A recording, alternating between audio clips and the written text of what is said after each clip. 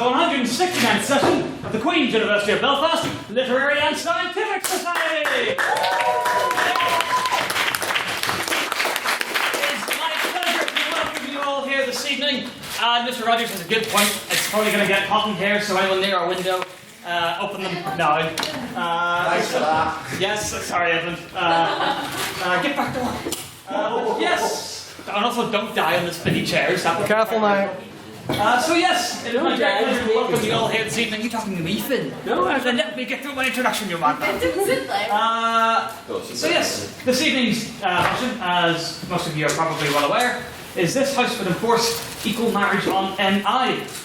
Sure to be an interesting bit. As I have mentioned to some of you before, each year we typically try to hit a number of specific topics like politics, history, and one of them is also LGBT plus issues.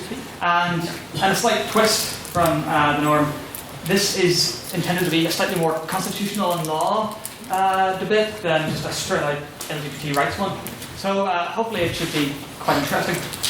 So to kick things off this evening, I have just a few announcements to make.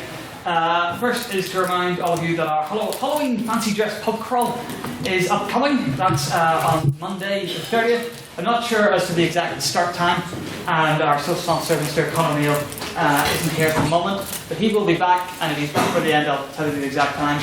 But there'll be an event page and whatnot, so if anybody is interested in going, first of all, here's some photos from previous years on fancy dress. So yes, former treasurer there, former... It'll be better than... There's a banana. I remember that banana.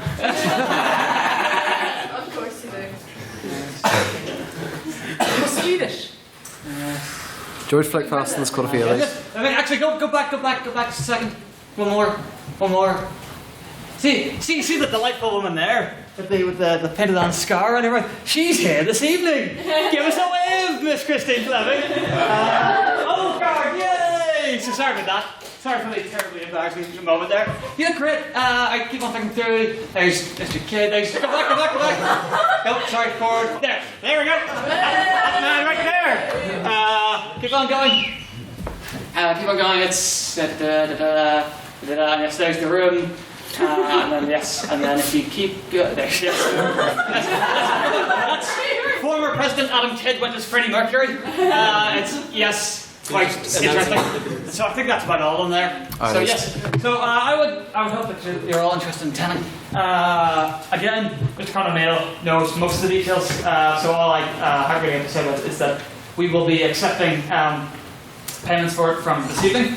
It's £5 if you're a member. If you're not, so yes, hopefully I think most people in this room are members by now, so just show me the card and all that. And I believe there's meant to be some sort of prize or something at the end, or maybe we'll buy you your first drink at the last bar. I don't know. Not my area of expertise, I'm afraid. Next item is just again about membership fees and cards. If you haven't paid yet, it's £5 for membership, you get a card, and from this week we are going to start requiring membership cards for certain things. For the past couple of weeks, it's just been, anyone can do whatever because it's been beginning of terminal that. But from now on, we will be requiring membership cards for things. So if you haven't got one already, come speak to me or John. Gives away our treasure at the end. You can pay and you can get a card. If you've paid already but don't have a card, also speak to me. And from next week, we'll start putting membership numbers on them and things like that. So yes, that's good. Otherwise, yes, this is very important. As I mentioned last week, we need to have a meeting to discuss a tiebreaker amendment. That is going to be this Tuesday. We don't have an exact time yet, but I'm guessing it'll be from 5, so maybe 6:30. It depends on how long we want to debate it. So it could go on for years. But yes, like I said last week, the Constitution is the bedrock of the society, and this is not some abstract issue. It has happened twice in the past 6 months or something where we've had a tie at an election, and there's no provision in the Constitution to deal with that. So we need to get that sorted. What if there's a time to vote for that? You know what's going to happen. This poor fellow was their returning officer at the last time it happened. Not fun, is it, Mr. Thornton? No. No, it's not. No. So, also we have next week another one of our fabulous workshops. Mr. Dunn, do you have more info about this? We do. It's on Tuesday at 12 o'clock. We haven't got a room sorted yet, but it'll just be building for those of you who came to the last one. We're building on the skills that we did at the previous workshop and some more information on competitions and stuff like that. Everybody's welcome. There'll be Jaffa cakes and water, and probably more Jaffa cakes. Yes! But the event page will be up soon with the exact details. And that will be, again, from now on, members only, so you'll need to show your card and all that. Otherwise, you know, there's a reason why people like to give Mr. Rogers, and where's Mr. Dolan? Give me a wave. Mr. Dolan. The reason why folks like these speak a lot. It is good fun, but as I'm sure they would understand as well. Objection. The reason I speak a lot is usually because someone else dropped out. I mean, that's don't look behind the curtain, Mr. Rogers. But just getting past that initial barrier of, you know, you're nervous, you haven't spoken before, it can be difficult to do. And the idea of these workshops is to make you better at doing that. And of course, if you can speak up here, then the idea is that you can speak anywhere else in life when you need to. Even in Brussels. Even in Brussels, yes. Workshop. Again, short one. The Literific is our Facebook group. If you're not in it yet, you need to be in there because that's where we communicate most directly with you on Facebook. Liking the official page is a start, but it's really not the most efficient way. So if you don't know what the Literific is, and if you're not in it, speak to me, myself, or Peter Gunn, or Ben Neggersaway, or John, or Hugh, or Mr. Bradley, or Mr. Bradley. Mr. Bradley's from here, or He's right there. oh, there he is. Apologies, Mr. Bradley. Shame was I. So yes, Get him, Pete. try to get out of that. Speaking of Mr. Bryson, there are some spaces still free at the upcoming debates. Is that correct? Yes. So there's at least one free, I think, on every debate remaining for the semester. And you know, obviously in that case, if there's only one free, then it can only be on either prop or op. So you may not be able to speak on the side you want. And in a couple of cases, I think that the one side is completely full. But yes, if you'd like to speak to that fellow down there, and he'll get you sorted. Finally, yes, just an important note. There's been some confusion about which room we're in for these debates. This is the last week that we're in here. So from next week until Christmas, we're back in the Senate room. Most of you know where that is, hopefully. For those of you who don't, it's basically just the opposite side of the courtyard. So if you're not sure, talk to us again, or next week, just come into the courtyard. But instead of turning left, as you would come over here, go right. And it's basically like on the mirror opposite side of the landing. So that's all the announcements I have, unless any council would like to suddenly let me know. Okay, in that case. Yes, you did say to me to announce something. Yes, that's right, Mr. Heckman. Shame on you. You made the egregious mistake of swearing at our special storm yesterday. And as such, you were fined for that infraction of the rules. So I must ask for you to present a fine to the House. Yeah. Thank you, Mr. Heckman. Come here, let's shake a hand. Here, you hold up. Thank you, Mr. Heckman. Thank you. Yes. For those of you who don't know, if you swear during a debate, you shall be fined. And generally, the fine is one bottle of port. So yes, this shall be given to the speakers. So we'll break that out at the end. So I'll hang on that for now. Otherwise, I would now like to invite our secretary, Mr. Peter Dunn, to read the minutes of last week's debate. This House regrets the British Empire.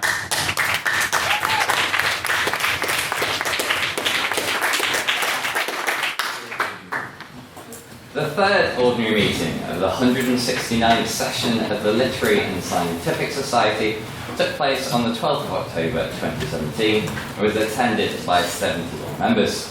After a welcome from our president, Mr. Calvin Black, he swiftly and smoothly went into private members' business, but only to be struck by a deviously set piece of business.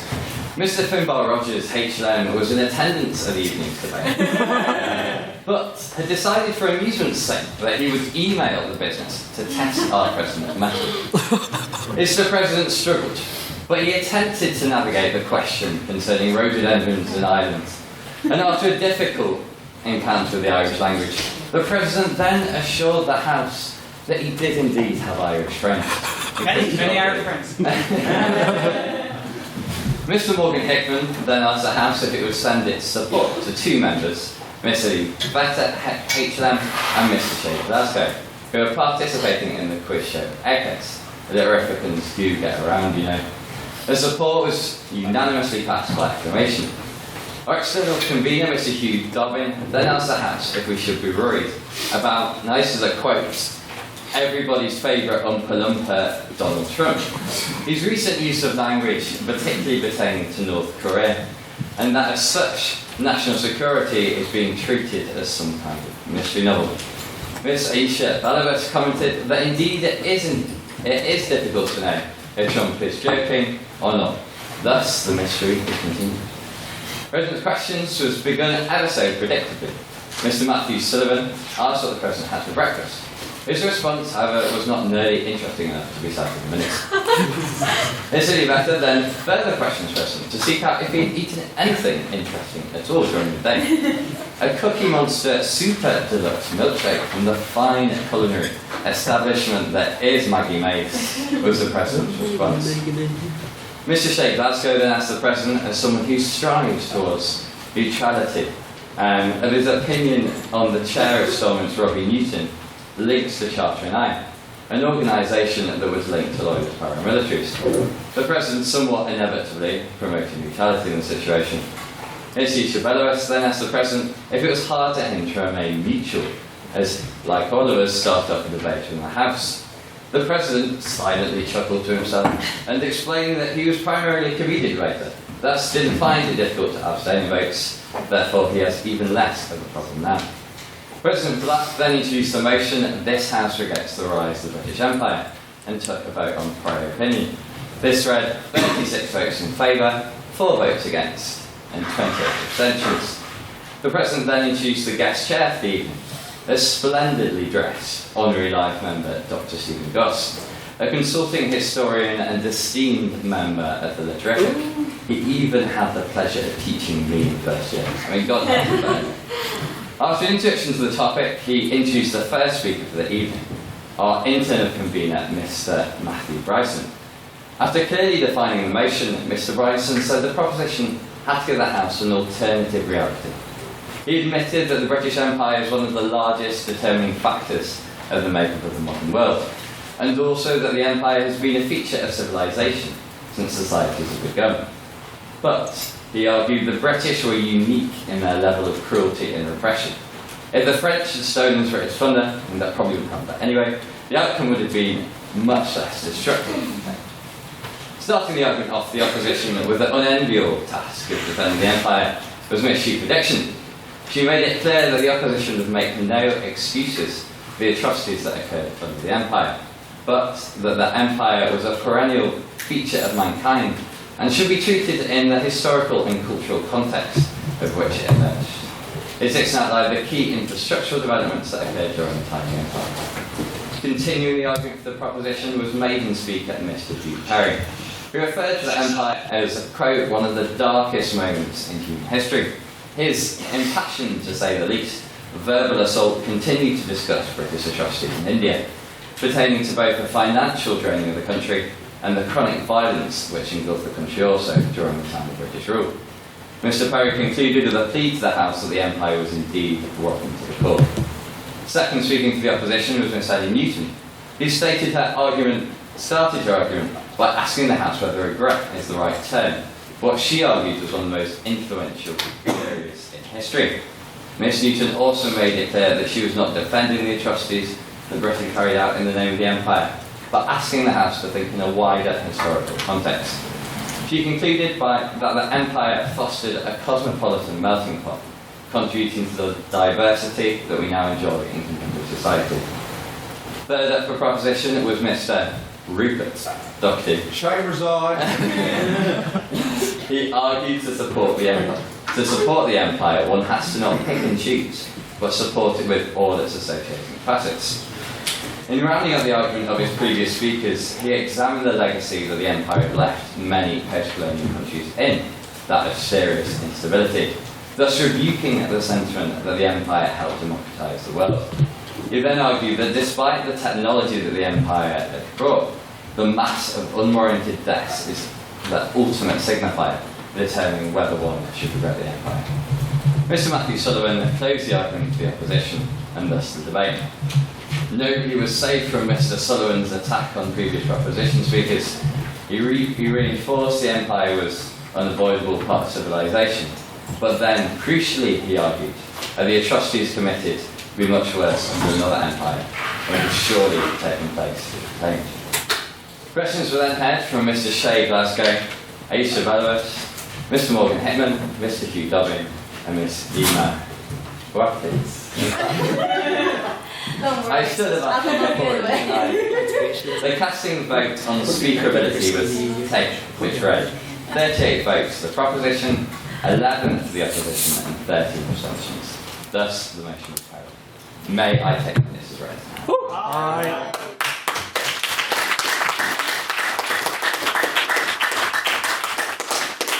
Thank you very much, Mr. Secretary, for the thrilling recitation of the minutes. I shall now move us on to private members' business. I'd like to point out that seeing as how we have 4 speakers on each side this week, the actual debate shall be longer than usual, so I shall attempt to make private members' business and the President's questions shorter than usual. So we won't be taking many pieces of either. So, does anybody have any private members' business? Mr. McDonald looks to be very enthusiastic there, so yes, go ahead, sir. So, right. I think this really needs to be said about what's something happened in the news this week about Harvey Weinstein. And Harvey Weinstein, terrible thing happened, but I think what Trump's comments were just so much worse. He said, I've known Harvey Weinstein for a long time, and I'm not surprised. When the President of the United States says something like that against something like this, do we not have institutional problems? Here, here. Very well said, Mr. McDonald. Would anybody care to respond to that point, Mr. Rogers? I think we have institutional problems by the very factor that Donald Trump is President of the United States. Take a picture, you know? That's quite well made, Mr. Rogers. Would anybody else care to respond, Mr. Neal? Yeah, well, I mean, we're going to have institutional problems so long as we have people, because it's fundamentally a problem that people don't want. So, I mean, so long as we empower people, we'll be. Thank you, Mr. Neal. Mr. Mackle. I'd like to point out that using the word we isn't actually correct. After all, there's the entirety of the Atlantic and no everything else in the United States. Again, fair point, Mr. Mackle. Mr. Donovan. Mr. Donovan.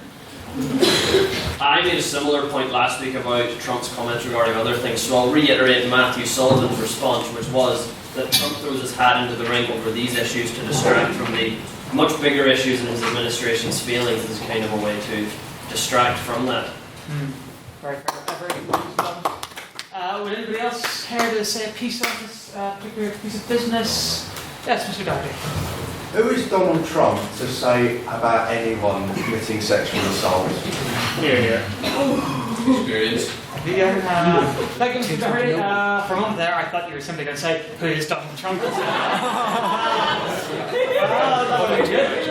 I'll take one last comment on the piece of business. Anyone? Going once, going twice, gone. Are there any other? Thank you, Mr. McDonald, for that piece of business. Any other pieces of private members' business? Mr. Sullivan. So, I'm sure pretty much everyone at this point is aware that in Spain it was a bit of an issue where Catalonia, I don't know, is this little bit in the northeast that doesn't want to be part of Spain anymore. Really? And they tried to have an unofficial referendum and about 1,000 people got injured by the police.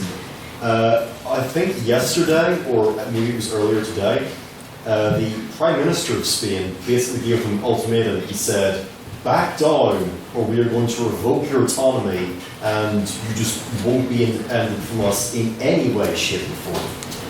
Is this a reasonable response, and do these people not have a right to self-determination? Thank you, Mr. Sullivan. Okay. I mean, in the first place, our Prime Minister is an asshole. We were talking about Trump, okay, I will talk about my Prime Minister, he's an asshole, but still, the self-determination of Catalonia is a very complex issue that you don't, I mean, it's hard to explain this in a short term, but the independence of Catalonia is based most of all on the economic situation that Catalonia has in the country, because it's one of the most richest regions around all Spain. So the thing is, the use of force for, let's say, silence people's voices, of course not.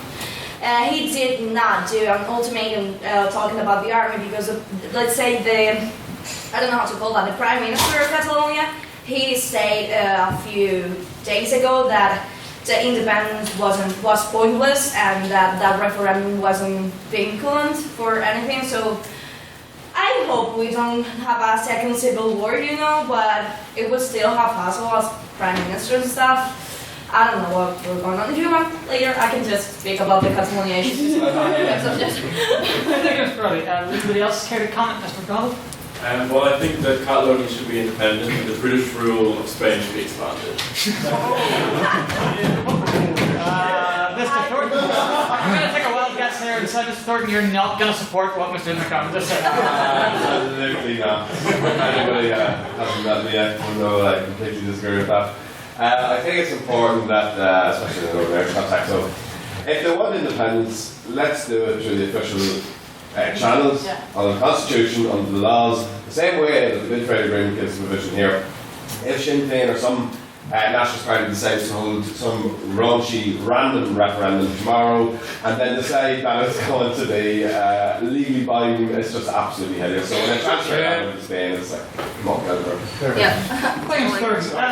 If I can just come back in that, what I would say is that under the Good Friday Agreement there is a very clear provision for how a border poll will come about. The Secretary of State needs to believe that there's a reasonable chance of a United Ireland passing in such a poll. However, in Spain, in order for an independence referendum to be held in a region, the whole of Spain needs to vote on it, which is contrary to the principle of self-determination. Now, legally and constitutionally, it may well be the case that Spain can revoke Catalonia's autonomy. It may well be the case that they can deny them an independence referendum. But morally speaking, there's absolutely no justification for it.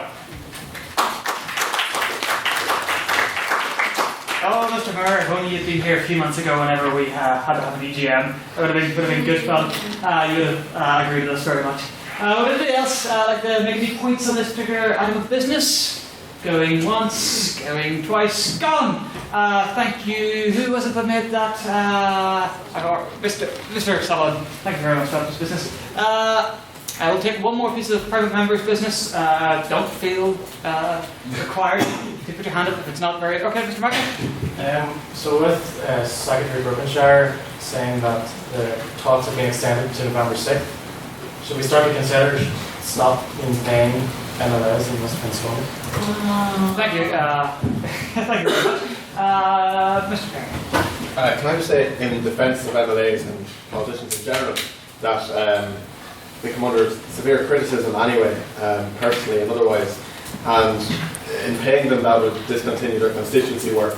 And it's often not noted the contributions that MLAs and TDs themselves do in their constituency, and people who kind of think that being an MLA is this kind of junket that you go into Stormont 2 or 3 times a day and lounge in, lounge out. It's far from that. It's a 24-hour, 7 days a week job. So no, I'd have to be very. That's my be very against that proposition. Anyway. Thank you, Mr. Perry. Yes. Sorry, Mr. Thornton, are you going to say what you said yesterday? Because if so, then you can. No. Okay. Because we had this piece of business yesterday, actually. So yes. Go ahead. Well, no, I was just going to say, with what you said about their constituency work, so if, let's say, their constituency work is, say, half of their total job, cut their pay in half. Because they're not doing all of their job, they shouldn't be getting all of their pay. It's not right. If I decided I wasn't going to do half my job, well, I'd get fired. So, it's not right, and they shouldn't be getting all the money. Thank you, Mr. Flynn. Mr. Thornton, your hand up. As the President was referring, I did actually say yesterday that they should get constituency work. There's the constituency assistants, they should get that wage, and if they're just doing constituency work, I said it, and I realised that's actually not what I believe in. I still believe, I'll reiterate what Mr. Perry said, MLAs do a hell of a lot of work behind the scenes, involved in politics, because I'm not elected, but in a party, and I can assure you that politics is a lot of backroom corridor chat and meetings and reporting. It is not just what you see in the chamber of the Assembly. Thank you, Mr. Thornton. In 2006, the MLAs of the Northern Ireland Assembly were threatened with a pay cut if they couldn't form a government, and a deal was made basically within a few days. So, historically it's been pretty effective. Thank you, Mr. Mayor. Mr. Sullivan? I think a more reasonable solution might be to cut their expenses, considering I'm pretty sure those exist. so that they can easily travel to and from Stormont to do their work in Stormont. So if they're not doing their work in Stormont, we should still pay them, because that's what they work, but we shouldn't be giving them their expenses. Thanks, Mr. Sullivan. There are lots of people. I'll just keep President's questions really short this week, because they seem to be quite interesting to a lot of people. Ms. Scanlon. Building on what you said about MLAs working very hard, politics is one of the few jobs where you get to be publicly fired if people don't like you anymore. It takes a lot of courage to stand up and do that, and I feel politicians should be given respect for that. Let's see, Ms. Scanlon. Anyone, Mr. Rogers? Well, Bill Clinton is currently in the UK. Surely the best solution would be to have all MLAs shot and install him as the benevolent dictator.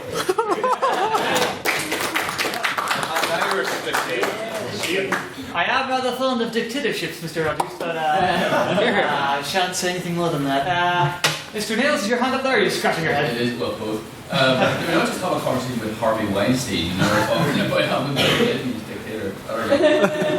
It's a fair point. One final point on the piece of business. Anyone? Gone once? Gone twice? Gone. Okay, thank you very much. Who for the piece of business? Mr. Mackel, thank you very much for that. We shall now move on to President's questions. So, does anybody have any questions for me? I'll go with Mr. Perry. Mr. President, you said a few moments ago, I quote, when you debate in this chamber, you can only speak on the proposition or opposition. Is there some mysterious side that you've not informed the House that we were able to speak on in these debates? I'm not entirely sure what you're referencing there, Mr. Perry. You said a few moments ago, when you come to these debates, you will only have the option to speak on the proposition or opposition. I'm just wondering, is there another side? All right, yes, I see. If I was an English student, I would be more familiar. It's like a dangling something or other. Probably what that's called. That's going in the folder. I have no idea why you're laughing.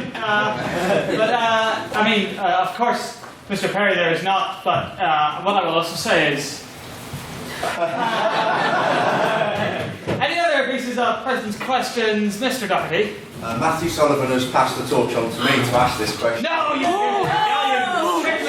What did you have for breakfast? Breakfast this morning I had, as I always have on a Thursday and every other day of the week, a bowl of shreddies, a soy milk, and a glass of cranberry juice. What do you have soy milk? It's just, I think I've explained it before, I'll tell you afterwards, it's not, it's just shame. I've got to leave immediately. So, I shall message you, I shall write you an email or a letter. Miss Campbell. Mr. President, what's your favourite colour?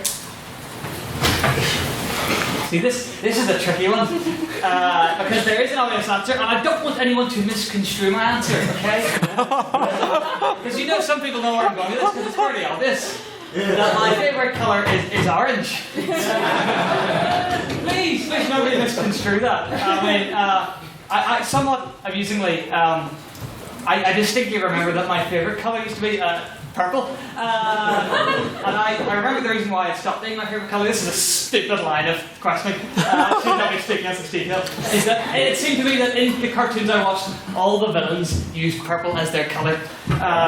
So then I decided to switch to orange. Black is fairly good too. But yes, I'm grey, the colour of my morality. Any other President's questions? Going once, Scott, Mr. Nairn. Mr. President, I would ask, given that your favourite colour is orange, have you ever, when asked about this colour, replied, yes, I'm a bit of an orange man? Let me say, Mr. Nairn, again, harking back to when I was younger, when I first heard of the Orange Man, the Orange Order, of course, didn't hear about that in context, I just heard the name. When I discovered what they were, I was very disappointed. I thought this was a celebration of the colour orange, and no, they disappointed me. A follow-up question, Mr. Nairn. Did you become disappointed before or after the first meeting? I can assure you, Mr. Nairn, and also it may assure the House to know that I've never attended any meeting of any sort, in fairness, any political party or politically affiliated group, but including the orange order. So I'll have you know that the orange order are in some ways mortal enemies of this fine society, not because of their political stance, but because they have several times booked the Senate room from underneath us. So that is contemptible. Very brief. I know what the Orange Order is doing tonight in the Senate room. They're in the Senate room right now! I am enraged and incensed. We shall now move on to the vote on prior opinion. So this is, imagine this House is the actual sitting governing body of Northern Ireland, which, I mean, we're pretty close to that at this point. Imagine that this motion has come to our floor and we are voting on it right now. So, if your personal opinion right now would be to vote in favour of the motion that this House would enforce equal marriage on Northern Ireland, please raise your hand and say aye! Aye! Keep them up so we can count. 2, 4, 6, 8, 10, 11. Shame on you. We're dying, all of you. Moving to Portugal. Oh, I'm going to 40? And all those against the motion, please raise your hand and say nay! Nay! Keep them up, nice and high.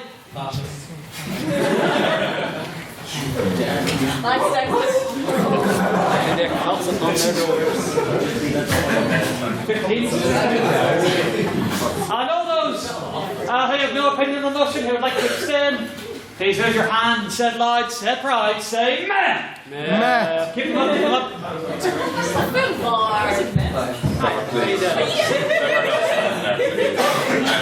So I do believe, Mr. Secretary, that the proposition will not vote in a veritable landslide. So in that case, order, folks. Finn and Mr. Thornton, please. We're beginning. Yes, I would now like to move the House to the motion for this evening. And as such, to open the case for the proposition, and in his maiden speech, no less. No. Yes. Yeah. Are you sure? Yes. Shame resign, Mr. In his maiden speech, no less, Mr. Scupper!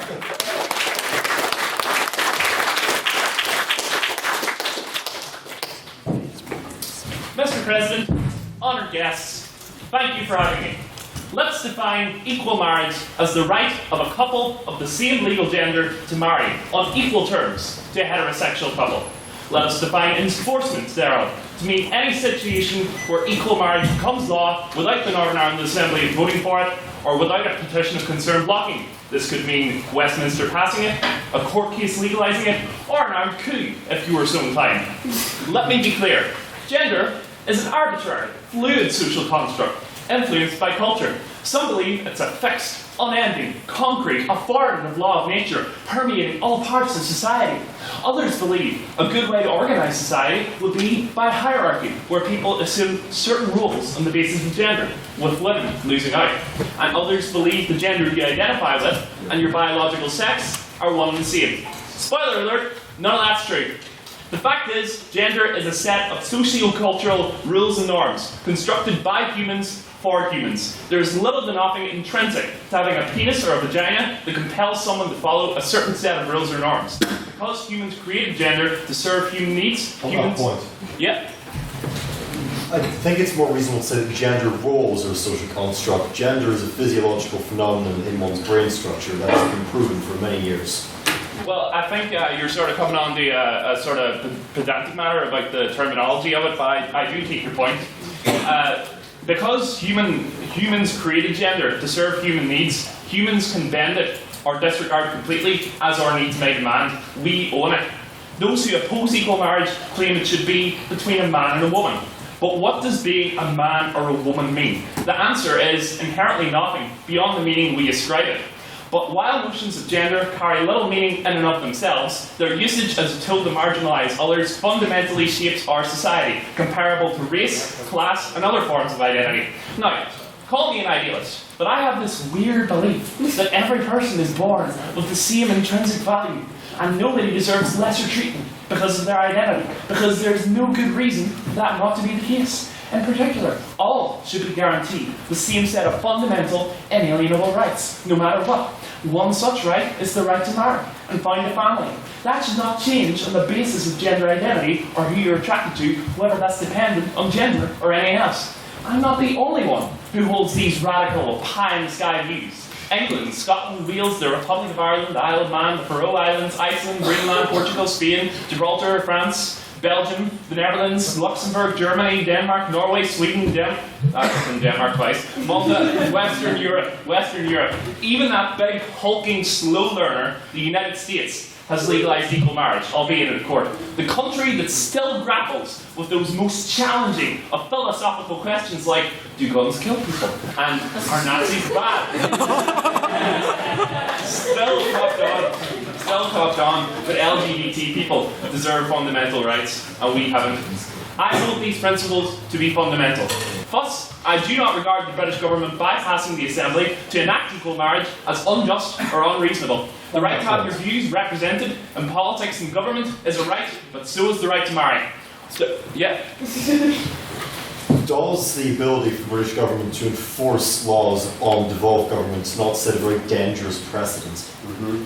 Well, not in case of equality and human rights. Certainly, under the Good Friday Agreement, equality and human rights is entrenched in the Good Friday Agreement, just as much as the independence of the Northern Ireland Assembly is. And in such an occasion, I would argue that if the Northern Ireland Assembly is working against equality and human rights, that is absolutely a case for the British government to intervene. Now, as I was saying, so the right to have your views represented in politics and government is a right, but so is the right to marry. Now, there are two kinds of democracy. Liberal democracy, where no matter how big your majority, you cannot violate anyone's fundamental rights, and illiberal democracy, where, with a 50% plus one majority, you have unlimited power to do anything you want. Now, here's the thing.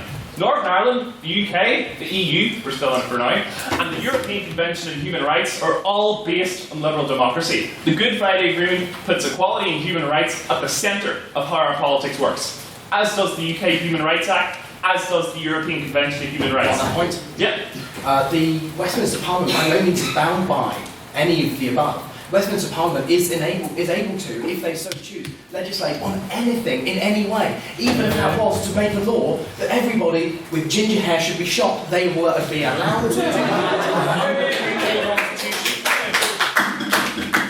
It may well be the case that they're allowed to do it, but whether it is right or not for them to do it, I would argue, it isn't. You know what I mean? So that's what I would say.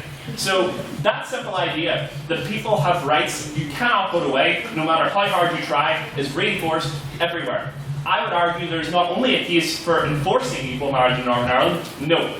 There's an overriding duty to make it happen, a duty that is being left unfulfilled. In any case, polls show a strong majority here in favour of equal marriage. The Assembly itself is in favour. But shamefully, the petition of concern, a mechanism originally designed to protect minorities, has been abused as a dirty trick to keep them stripped of their fundamental rights by the homophobic, bigoted DUP. If the Assembly is reformed, the DUP will no longer be able to use the petition of concern on their own. They will need the help of the TUV's Jim Allister, Shoes Willing, and the UUP's Roy Beggs. Whether UUP leader Robin Swan will deploy a whip, not a literal one of course, the parliamentary procedure, against Roy Beggs signing the petition of concern and entering into an illegitimate dirty pact to subvert democracy, equality and human rights, time will tell. To the public, this is an open and shut case, but it seems some of our politicians haven't caught on. So, should we enforce equal marriage in Northern Ireland? The question itself misleads. It's not equal marriage that is being enforced in Northern Ireland. No. It is a ban on marriage that we are enforcing on our LGBT plus citizens right now. It is LGBT plus citizens who we are stripping of fundamental rights and equality. That is where the enforcement is happening. Demanding equal rights is not enforcement. We are not intolerant dictators for wanting fundamental rights and equality. Those who truly believe in fundamental rights and equality are tolerant people, and to be tolerant, you must be intolerant of intolerance. Thank you.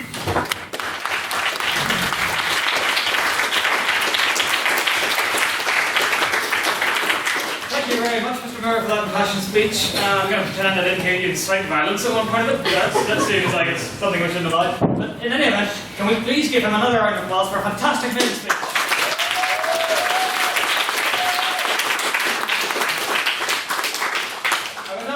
And the second speaker, opening the case for the opposition, is Mr. Ken Thornton.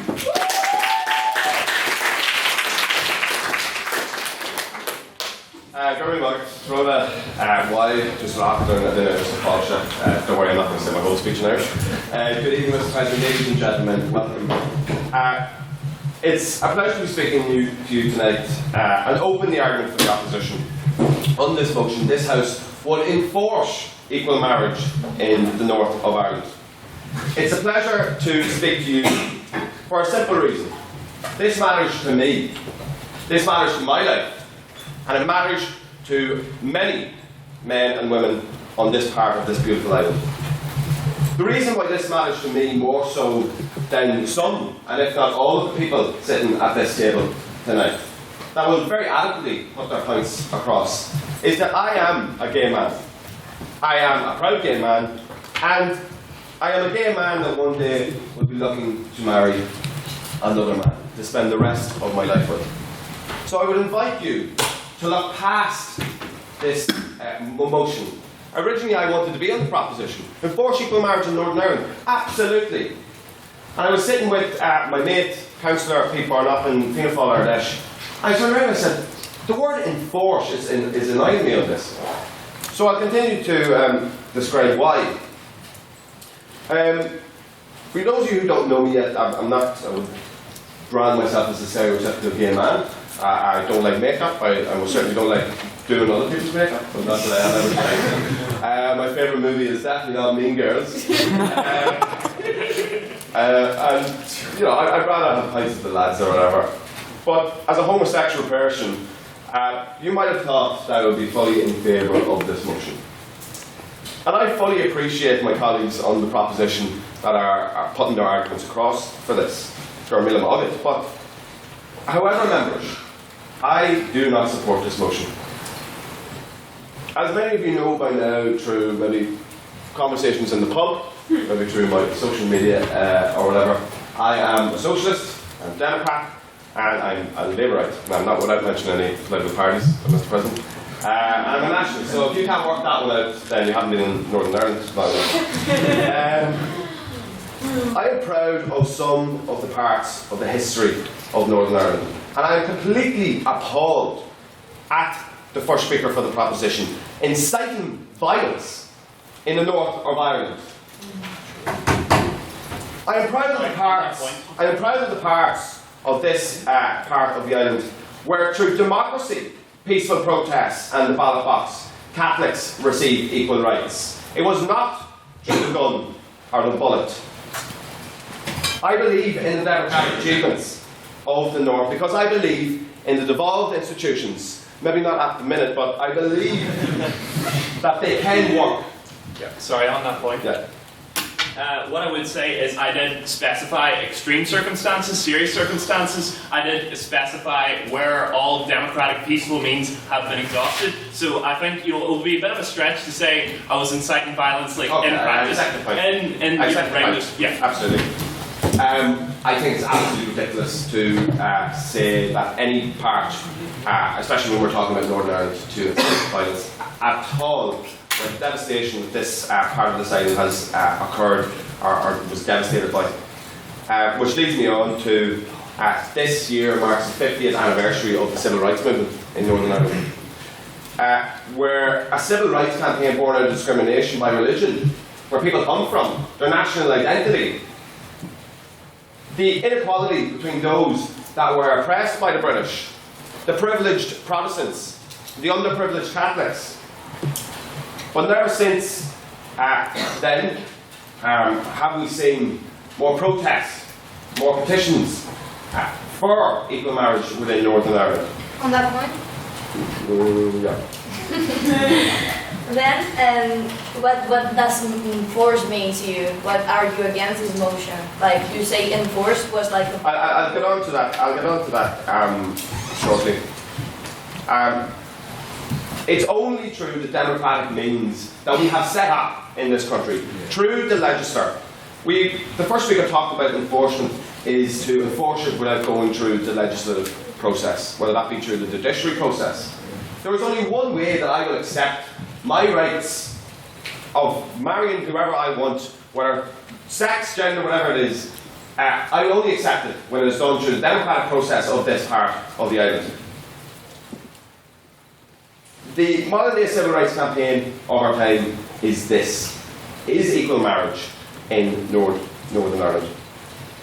It is only through the democratic means of Stormont, and we now have progress being made where we have the Democratic Unionist Party petition of concern in jeopardy. So that will most certainly change things. And the Democratic Unionist Party is the only party, along with the TUV, and I think the Ulster Unionists have a freedom of conscience vote on the matter, but they are the only two parties that do not support equal marriage in Northern Ireland. So it leads me on to, in this question, what is my issue then? If I'm a gay person, why aren't I supporting this motion?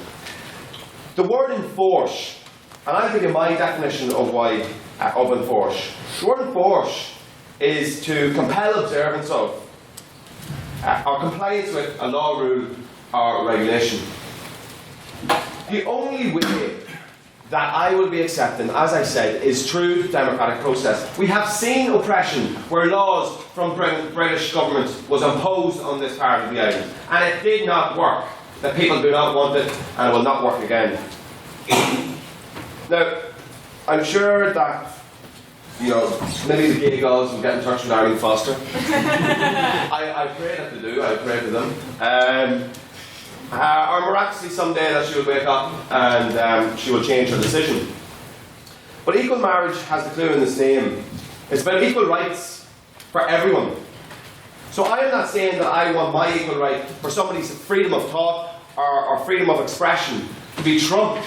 We need to have a political conversation through our elected reps.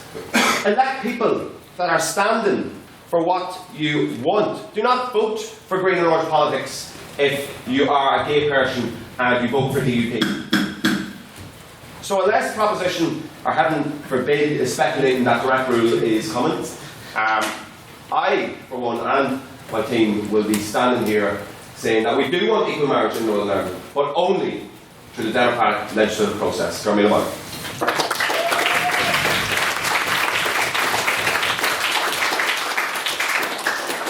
you very much, Mr. Thurman, for that speech. Now, our next speaker is Miss Bethany Ashley, and she's giving her maiden speech.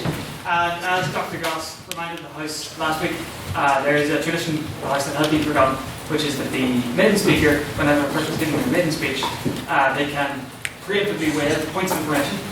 Mr. Ashley has chosen to do so that is perfectly fine. If she changes her mind during the speech, she is free to say, I now have to take them. But otherwise, please just allow her to give her speech.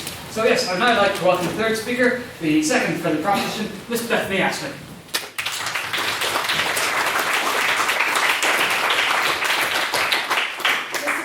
Esteemed House, I'd like to thank you for this opportunity to give my maiden speech in this great institution.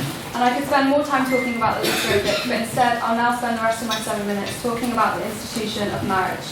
I'm an MA Poetry student, so I'd like to start by taking a look at a couple of the words in our motion and their semantics. Let's first take a look at the word enforce. According to a recent poll by Lucid Talk, a majority of the population in Northern Ireland are in favour of same-sex marriage. In 2016, a vote in the Northern Ireland Assembly ended with a majority in favour of legally recognising same-sex marriage before the DUP vetoed this. Therefore, if public opinion and the majority of elected representatives support this motion, then there will be little need to enforce. It is simply a matter of making the legislation reflect public opinion. The legality of equal marriage in Northern Ireland wouldn't force anybody to marry anybody without their consent. If marriage equality is not something that you can support, it's not going to affect you directly, but it gives normalcy and quality to an often underprivileged community. Just because you've had the option to marry a same-sex partner doesn't mean that you'll receive a letter through the post box matching you up to someone, nor will you have officers knocking on your door, whisking you away to a marriage ceremony that you didn't know about, much less have a desire to partake in. In fact, the Antisocial Behaviour Crime Policing Act of 2014 makes it a criminal offence to do this very thing, to force someone to marry. The Forced Marriage Unit, a joint Foreign Commonwealth Office and Home Office unit, was established to protect the right of the individual in consent to marriage.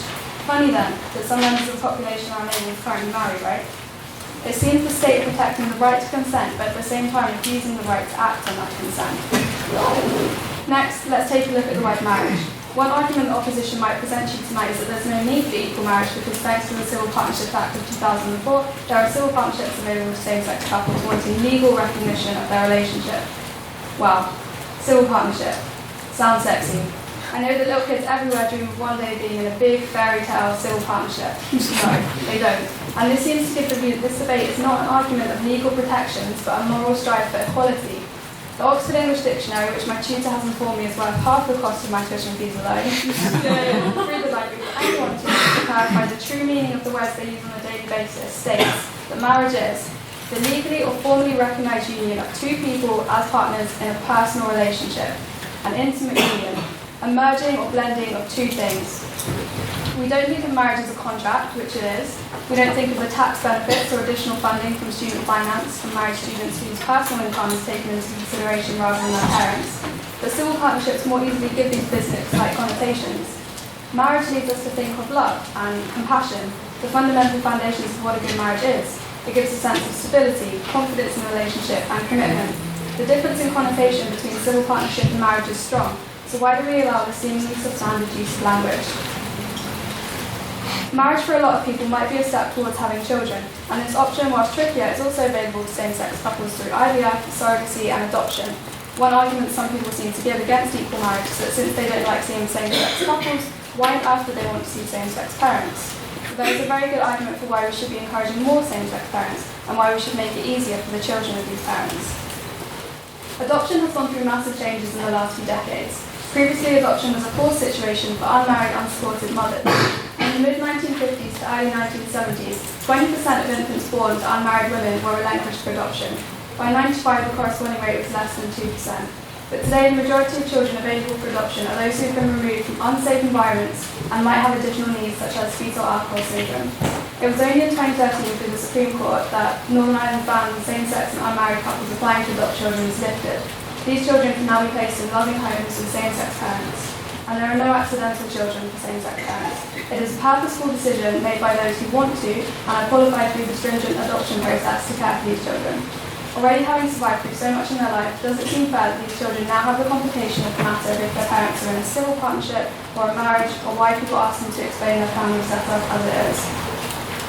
Additionally, raising children in a same-sex parent family is likely to break negative gender stereotypes regardless of the gender of the child.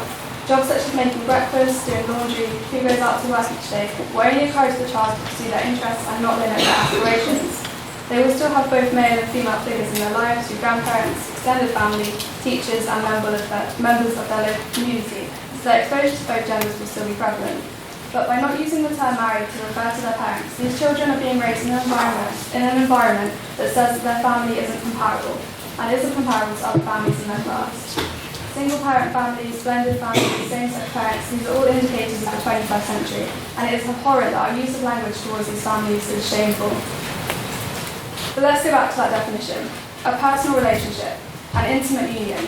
This seems to suggest that it is none of our business who should marry who, but it is our right to ensure that the opportunity to marry is available to the entirety of the population, regardless of the gender of their partner. By focusing the term marriage on heteronormative relationships, we are saying that we don't see homosexual relationships as being of equal worth, nor do we see homosexual love as being of equal worth. Sure, we can enjoy queer-baiting on popular television shows and the fetishization of gay relationships while writing erotic fan fiction and talented heterosexual characters or people, but we can't allow real-life situations for this love to be seen as being equal. And this debate is obviously very topical with the current postal vote in Australia during next month, so I thought I'd finally take a look at one of the absurd arguments presented there for reasons why same-sex marriage should not be allowed. So, Senator Eric Arbites has suggested that the enforcement of marriage equality could subsequently lead to people marrying the Harbour Bridge because why not? He thinks equal marriage leads to a slippery slope where we'll all end up going off marrying any inanimate object. Does anyone in this House genuinely believe, like the sitting senator and the Australian government, that equal marriage would next lead to people marrying bridges? No. Then this seems like a good place to conclude. I strongly encourage this House to view this motion as the independent Australia has done. Marriage equality is about justice and law, not about religion and procreation. The words we use every day have an incredible power, but so often overlooked, and in this case, that is a gross indecency. Thank you.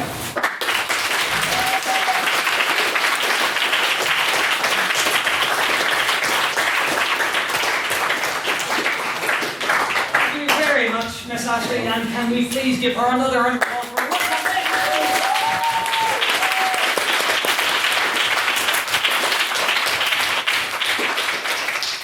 Now I'd like to welcome the fourth speaker for the debate, second for the opposition, Ms. Ciara Campbell.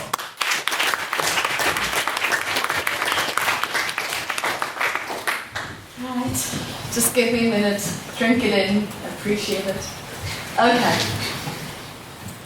Good evening, President, Secretary, members of the House. It's nice to be back where I belong. I want to make one point very, very clear. None of us on the opposition are actually against equal marriage. We are against maybe the enforcing of it, maybe the Northern Ireland part, but none of us are against equal marriage. The tide has turned in that debate. You've already won the equal marriage part. Okay, so I'm going to begin off with a concession to the proposition. Scott, you're completely right about there's millions of other places that have equal marriage. You knew this was coming. I have to get it out of my bloodstream. We do have to talk about how Northern Ireland isn't the only country in the world. Because this is a debate which I think fundamentally is about priorities. What do you prioritise? And if you want to marry the person you love, there are other places where you can do that. It depends if you prioritise staying in Northern Ireland, which may be the country where you grew up, or you may just be here for the crowd. No, I can't be bothered. Basically, sorry.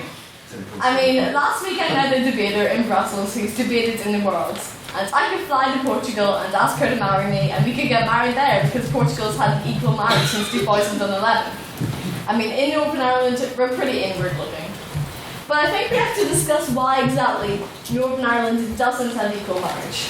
And I could explain to you about the DEP and the petition of concern, but most of you already know about all of that. And honestly, I think the petition of concern part is a different debate. Northern Ireland is the only Northern Ireland in the world. It's unique. To quote Hamilton, it's inimitable. It's original. Everyone who's grown up here. Oh, okay, Finn Martin. Are you not aware of the island in Papua New Guinea called New Ireland? Geography, remember that. So everyone who's grown up here, everyone who's lived here has a singular experience, so you will not get anywhere else. You have to live here day by day. You have to feel the tensions on the street. We're a post-conflict state. You can read about it in academia, you can take a stance in it, but you can never understand it until you come here and feel the violent history in every corner. And it's like all post-conflict societies, we're going to be behind on progression. You have to give us some slack here. The point is that we cannot be like other societies. Northern Ireland needs time to heal.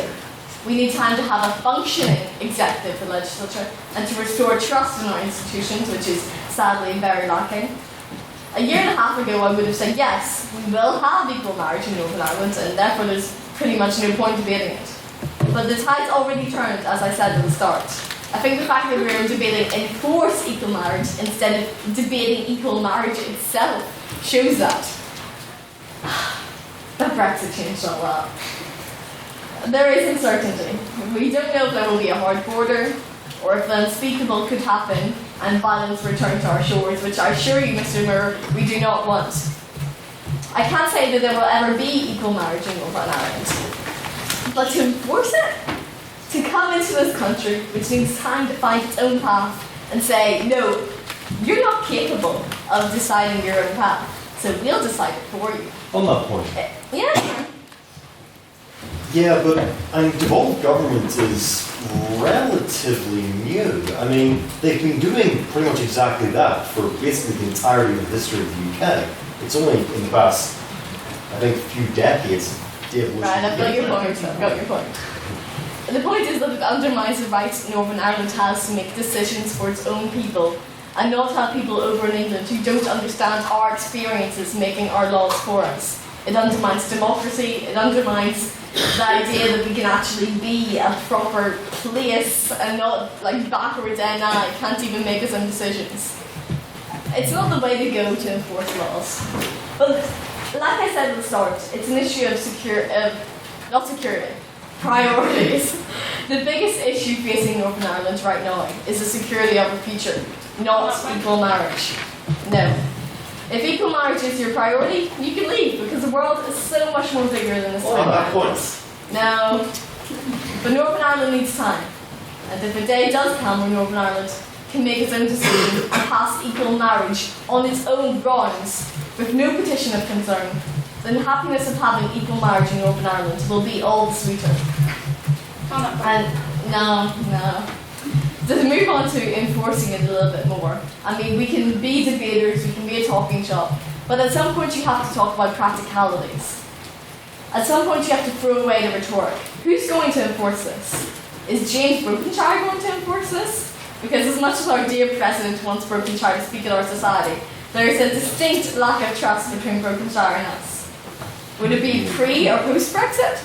I mean, that would affect offset our losses, lose the EU, gain equal marriage. I mean, you all knew I was going to bring up the EU, you knew that. But what sort of precedent does that set? Look at Catalonia. Today's been post-electoral after they refused to abandon their push for independence, and no matter what your opinion on that is, I mean, what is the political reaction of Scotland and Wales to Northern Ireland having laws enforced it going to be? On that point. Nah, I'm running out of time. I can tell you that Nicola Sturgeon would be a very happy woman if Northern Ireland had laws enforced in it. And what about the political reaction here in Northern Ireland? Who benefits from having equal marriage enforced? Okay, I would have expected everyone to stand up now, but you're out of time. Sorry. Sinn Féin would have such a dilemma. They hate having laws enforced on them, but they love equal marriage. And would the DUP, as part of a DUP Tory government, ever let this happen? On that point. You're out of time. There are a million more questions, and there's questions that the proposition just simply hasn't considered. Let's not be a talking shop. Let's think through the practicalities of this. Let's think through the reality of the situation in which this happens. Let's not be Brexiteers.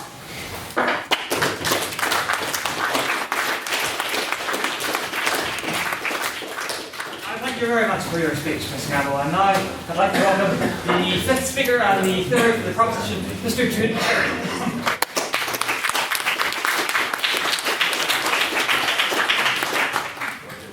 Thank you, Mr. President.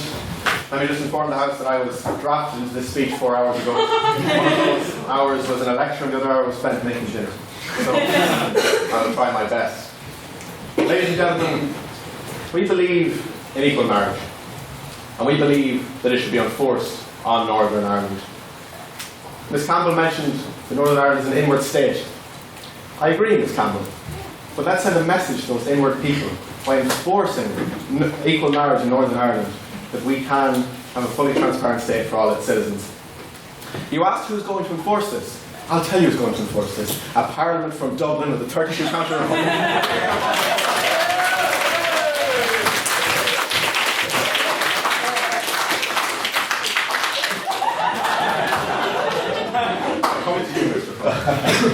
Now, due I had such little time to prepare for the speech, I said I'd start hospitalism.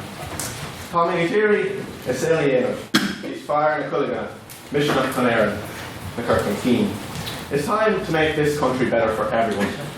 This morning, I was reading an article in the Guardian newspaper, and the headline was Northern Ireland and its gay men and women, the struggles for every day. And I was interviewing a gay man and a gay woman, and they were talking about their relationships with their partners and how they love each other so much.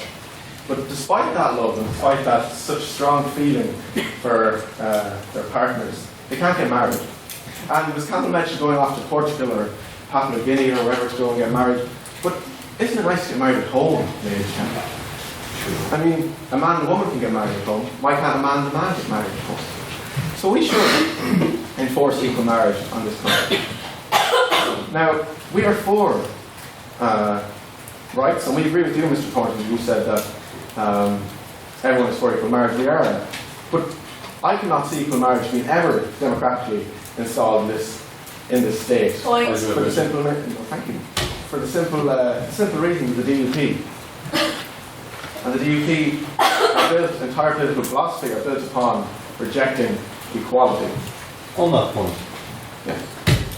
Are you saying that for the entirety of history from now till the end of time, the DUP will have a majority in Northern Ireland?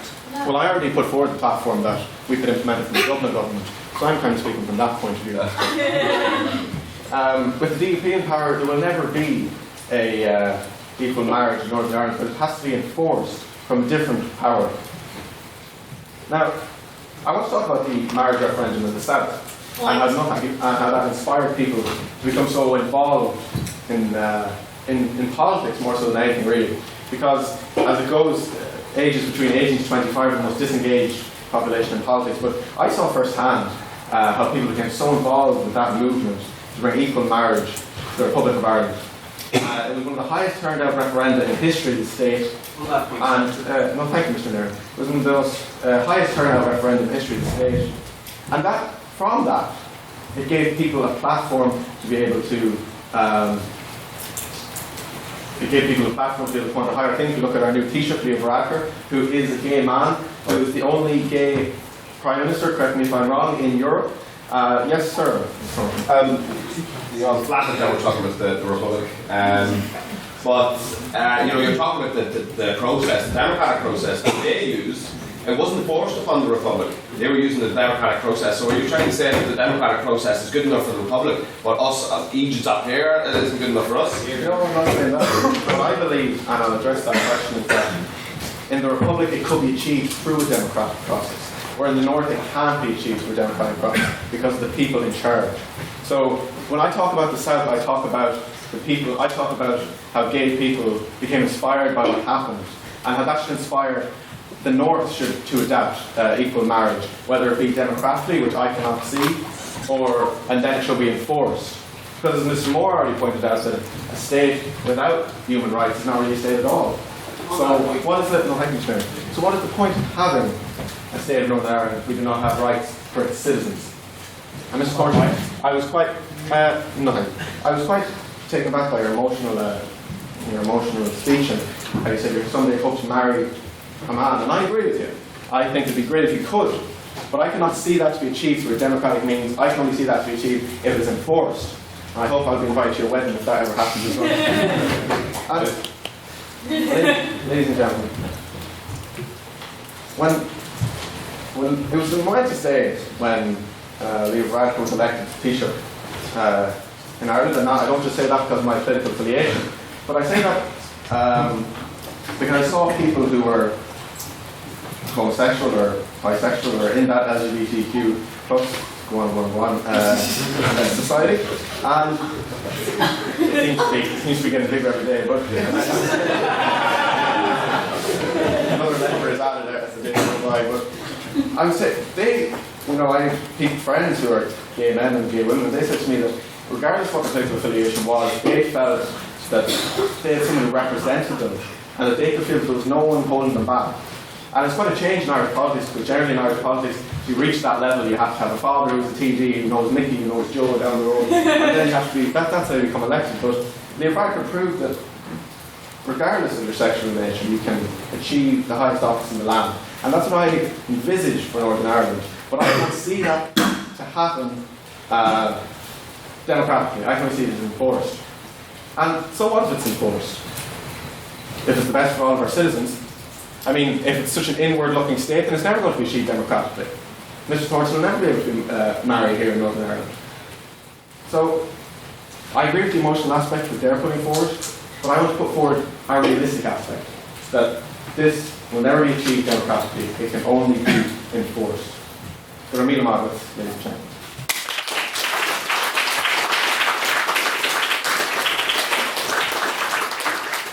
Thank you very much for that speech, Mr. Curry, and an extra special thank you for doing it at such short notice. That's very much appreciated. I would now like to welcome the sixth speaker for the debate, the third from the opposition, and in his maiden speech, no less, Mr. Erkin Said.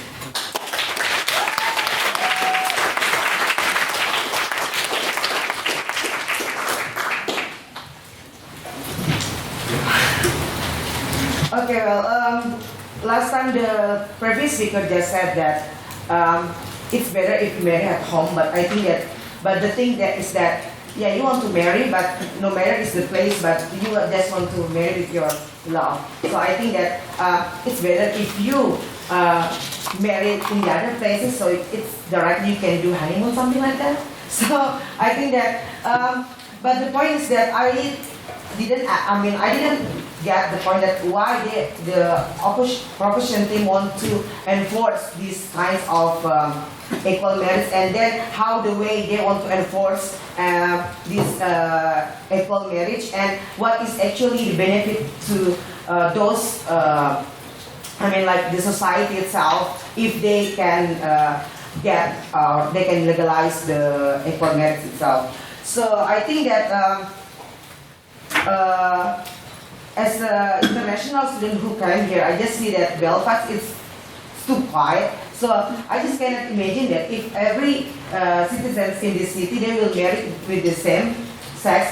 I couldn't imagine that for the future, Belfast or even in Northern Ireland couldn't have the regeneration. So because I think that the population of the Northern Ireland itself, it's almost, the oldest is bigger than the younger. So on that point. So I think that that's why I am from the opposition team. I think that it's why we want to we oppose this motion, because I think that this, if you want to enforce a rule, a new rule, it seems like we need to democratic. Like the first speaker said that there are some rules. There are many requirements that we need when we want to. It's not easy as we said. And also, I think that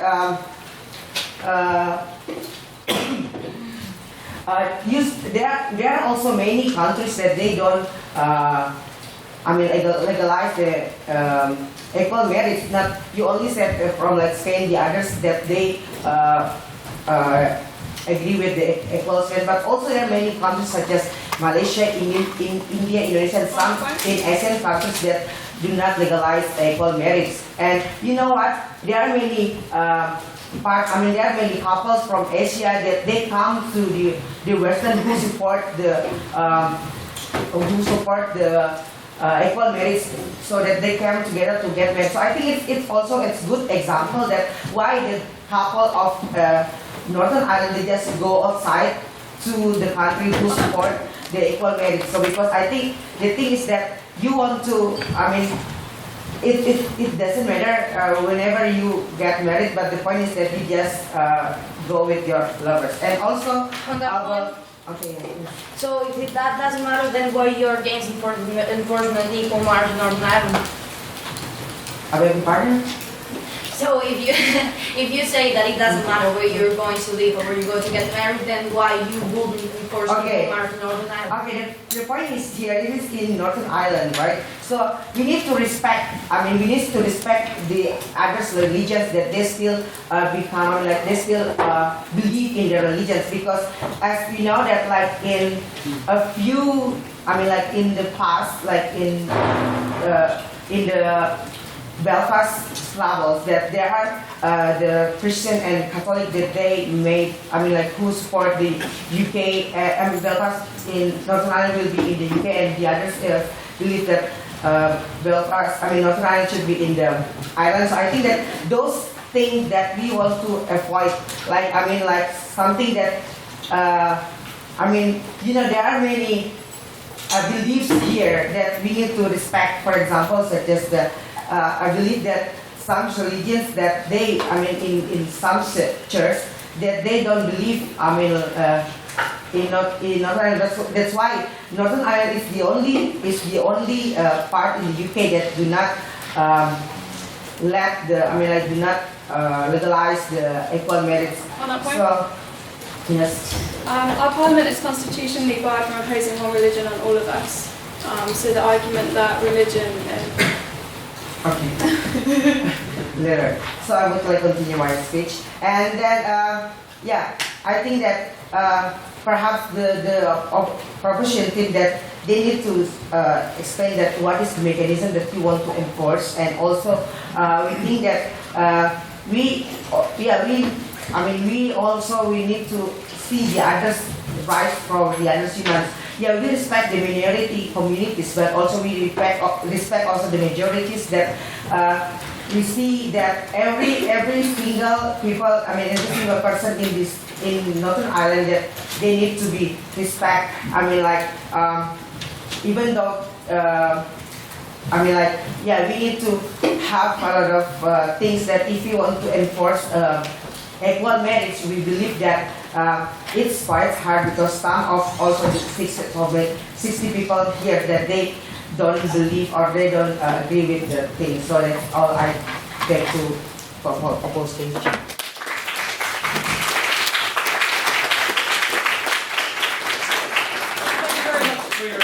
Mr. Syed, and can we please have another round of applause for the Union speaker?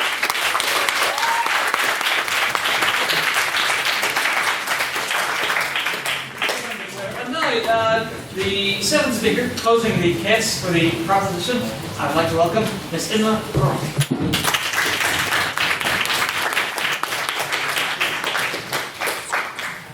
Okay. Can I have anything for the time? Yes, measure, yes. please? There, you need one. Oh, do you? I don't want yours.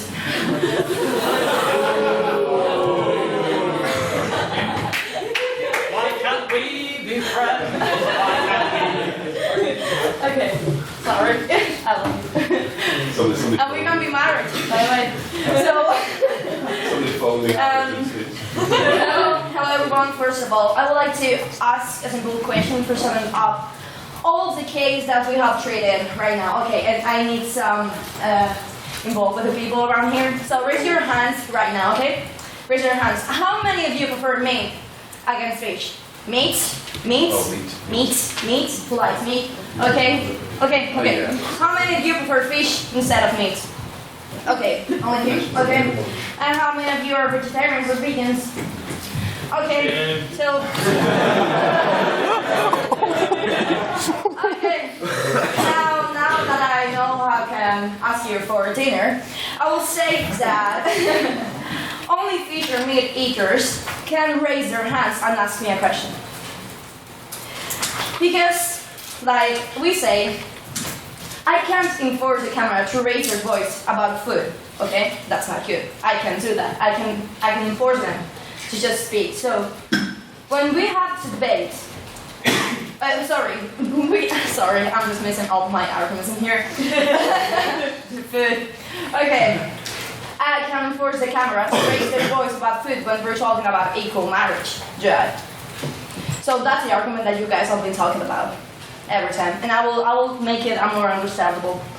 It could be incorrect, isn't it? But actually, it's not, because this side of the table, we have the right to enforce and raise all the voices, despite of their taste, or in this case, sexual orientation. So we don't like to simplify things, don't we? So let's go deeper. So Ms. Campbell said that we want the equal marriage part because you were all with the equal marriage part, but we didn't want the enforcement or the northern fucking, sorry, I don't know. Or the the Northern Ireland issue.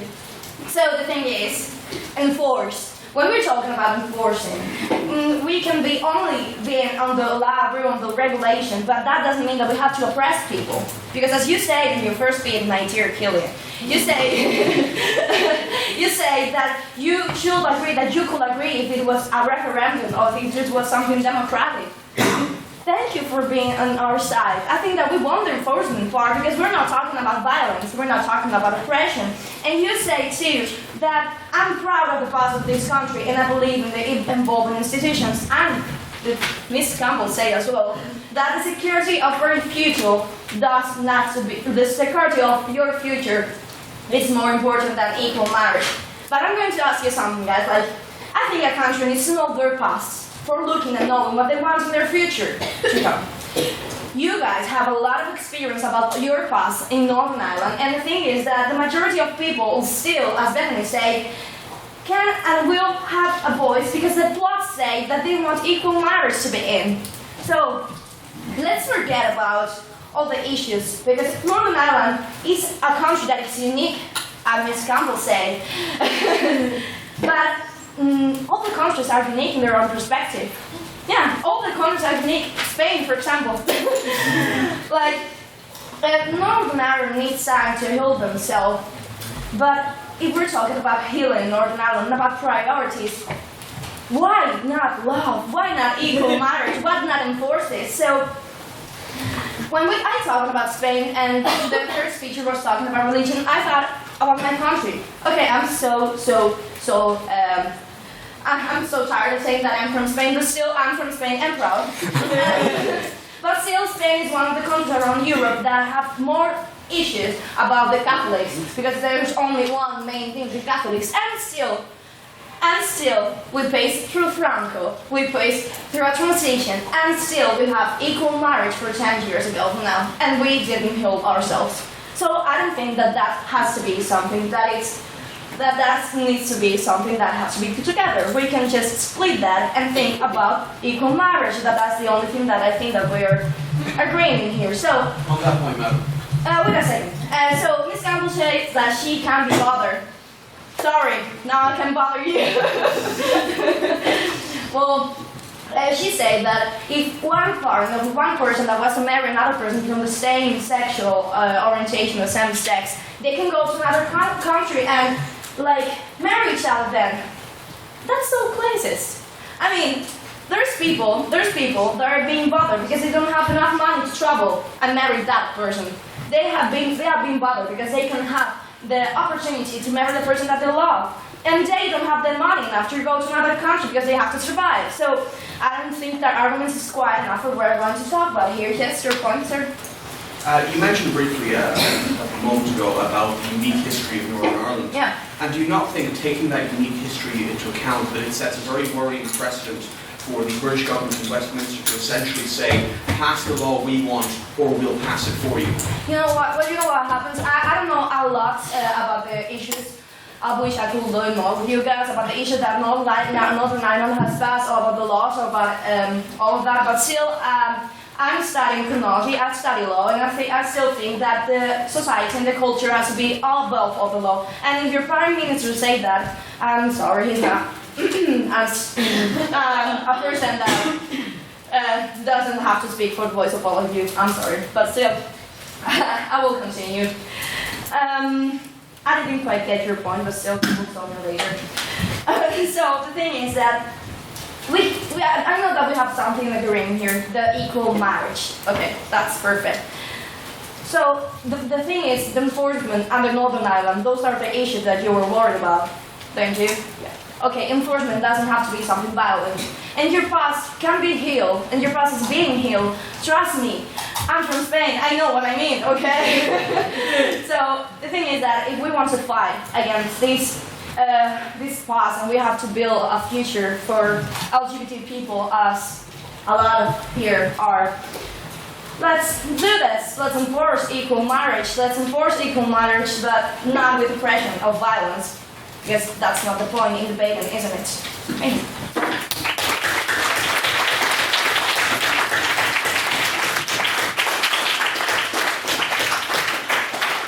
Thank you very much, Mr. Brody. Now, just before we move on to the final speaker, I'd just like to point out that now you technically mentioned rugby rules there, but on the one hand, it was clearly not intentional, clearly slip of tongue. But also, would I be correct in saying that I misheard you, and in fact that you were saying something in your mother tongue? Is that what you actually said, yes? Yeah, of course I did.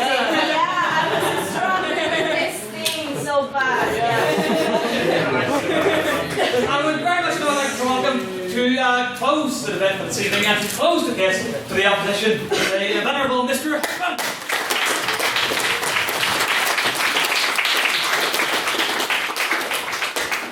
For the loveliness statement. That's fine.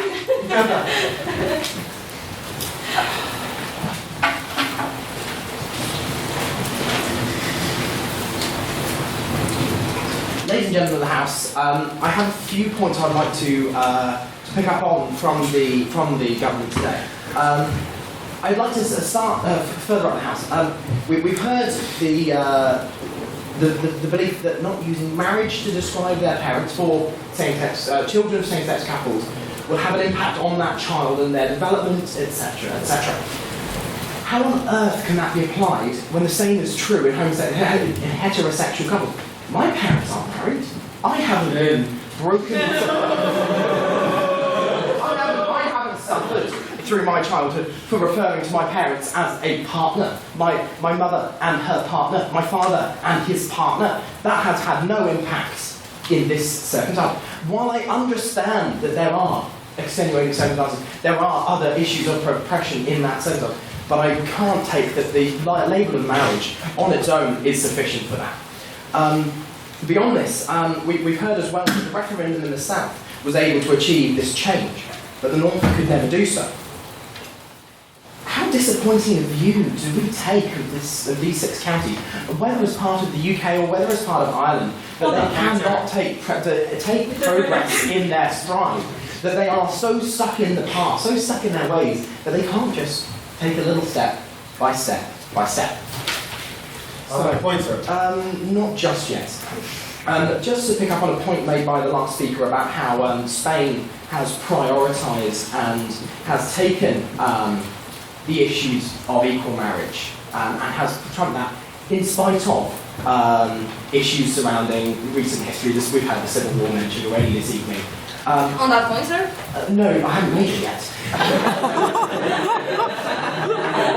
all I will say on this matter, and I won't linger on it, but the brutal attacks by Spain we've seen recently on its own citizens cannot be held up as an example as to why we should prioritise the issue brought to the House by this side of the bench over resolving past conflicts. These past conflicts need to be settled, they need to be solved before we can move forward. Right, and I'd just like to identify a couple of bits. On that point, sir? Yeah, go ahead. Now that you made your point, I'm going to tell you that when equal marriage was applied in Spain, there was not pause still, and we didn't do that. We're still struggling with our conflict, so the thing is, why don't you two guys the same? Because it's not worked, the conflict's not resolved. So I don't think we should be prioritising conflicts. They could prioritise equal marriage over resolving the conflict. These conflicts go back a long way, they take a long time to solve. But at the moment, and I'm only going to come on to this, just covering the clash we've had, that is a priority we need to focus on. So there's been a couple of points of clash we've seen, and I would just like to identify them and explain why the opposition has the upper hand in all of them. So firstly, we've heard that democracy and the rights of an oppressed minority are the points in dispute generally.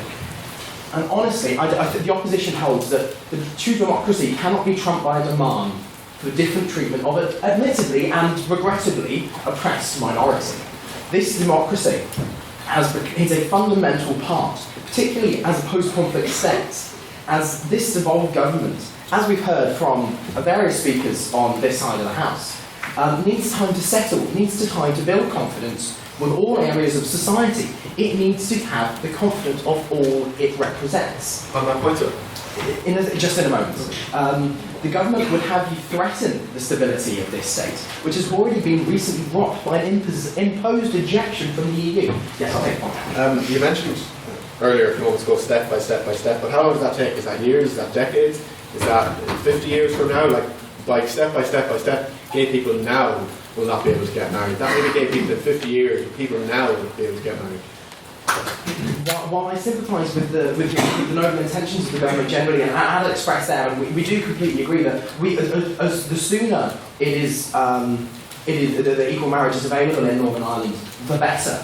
However, there is the risk of rushing things, and as much as I hate to see 50 years in the future, I would abhor that, and I can confidently say that all members of this side of the bench would absolutely hate to see 50 years, 60 years' time, gay people still unable to marry. But, unfortunately, I think we would all agree, and all members of this House, that we would much rather see that than in 50, 60 years' time, just to fall back into the sectarian conflict we've seen in the past. And that is what we risk with imposition by the British government. On that point? No, thank you. So, one of the things that we've heard as well from the government is that the government would have suggested that the best way to bring people who are backwards into this modern liberal world, the liberal democracy the Prime Minister spoke of, is to do so by thrusting them into it. We've been told that, I tell you what, these individuals, they don't believe in this. They're backwards, they're inward looking. Yes, that might be true, but the solution isn't to go, you know what, tough, it's happening anyway, deal with it. Because that is exactly the case we have heard from the proposition. On that point? No, thank you. So, what, we actually, as a quote later, if I have time. So what if it is enforced, if it is the best of the people? That's a direct quote from the government. Who are we to determine what is the best for Northern Ireland as a state? The right of representation, of having stable governments, the opposition believe that this is for the best of the people, generally, not just a minority, not just a small group. And as much as we hate that, if we were to let democracy dissolve in this state, it is the LGBT community that will be affected by that too. They will not be excluded from suffering that. I just want to re-emphasise here, this bench does not support oppression. We don't support dictatorship. And for those very reasons, this opposition cannot support the abrogation of democratic rights of horribly mistreated population in this sad state of affairs in Northern Ireland. For that reason, I am very happy to oppose.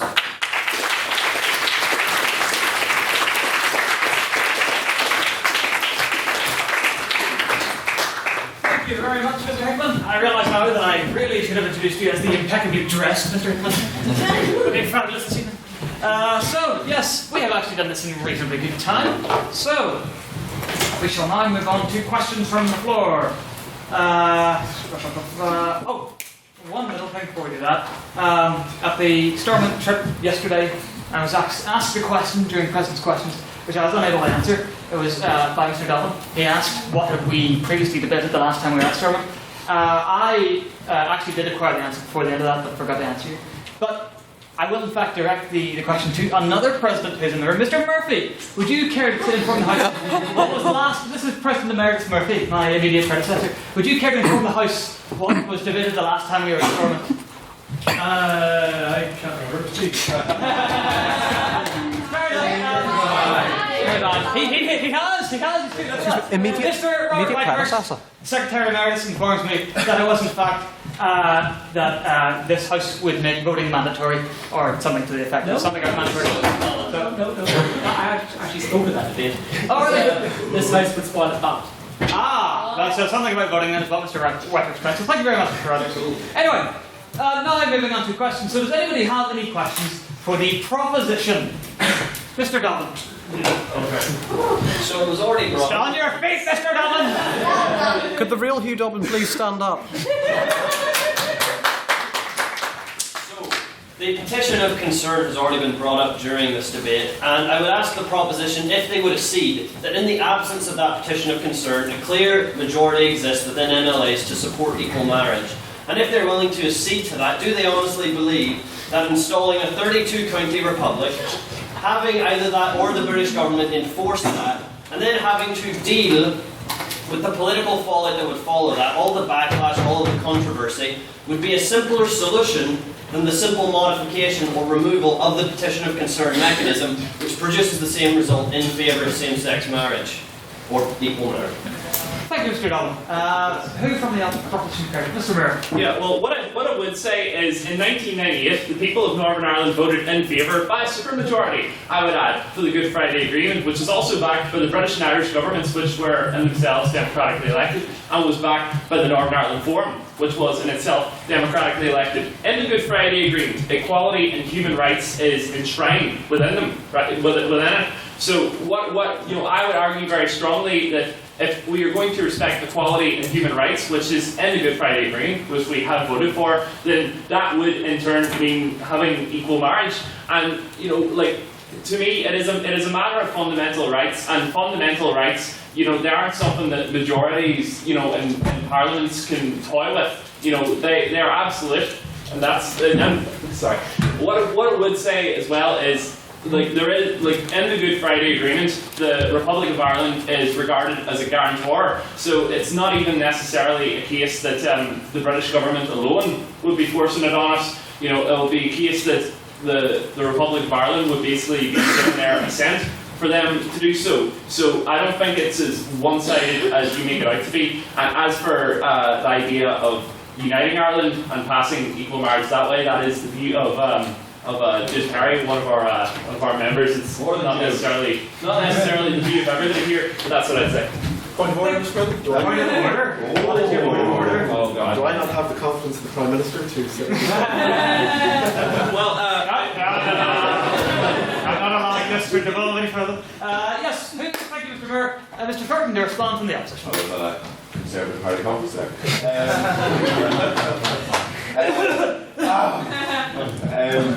I think we've already touched on the petition of concern. The petition of concern is now in jeopardy because Paddy SLP MLA took the last DUP seat. So that is now completely in jeopardy, where the DUP may not be able to use the petition of concern if the House votes in the way that it is indicated. So the petition of concern isn't a big thing. Where Mr. Perry continuously talked that the DUP is never going to vote for this, the DUP doesn't have to change its decision to vote for this because we already have every other party except the DUP, TUP, and the conscience vote for the DUP. So we can get it. Thank you, Mr. Thornton. Are there any questions tonight for the opposition? Nothing inside. Oh, quite a few. Has anyone not spoken? Yes, Mr. Hancock Evans. So I would normally agree with you in that Northern Ireland is a failed state. We should not set precedent of enforcing laws. But this government is failing. It's not representing the interests of its people. Surely that is the sole point of the government to look for what the citizens of its state want. Recent polls show that the vast majority are in favour of equal marriage. In that case, please intervene as action when the government is failing and not representing the citizens appropriate. Thank you, Mr. Hancock Evans. Might I ask, would you mind if I introduce you to the House with your full title? I'll go for it. This is Mr. Hancock Evans, President of the Queen's University Belfast LGBT Plus Society. So, quite honoured to have him here this evening.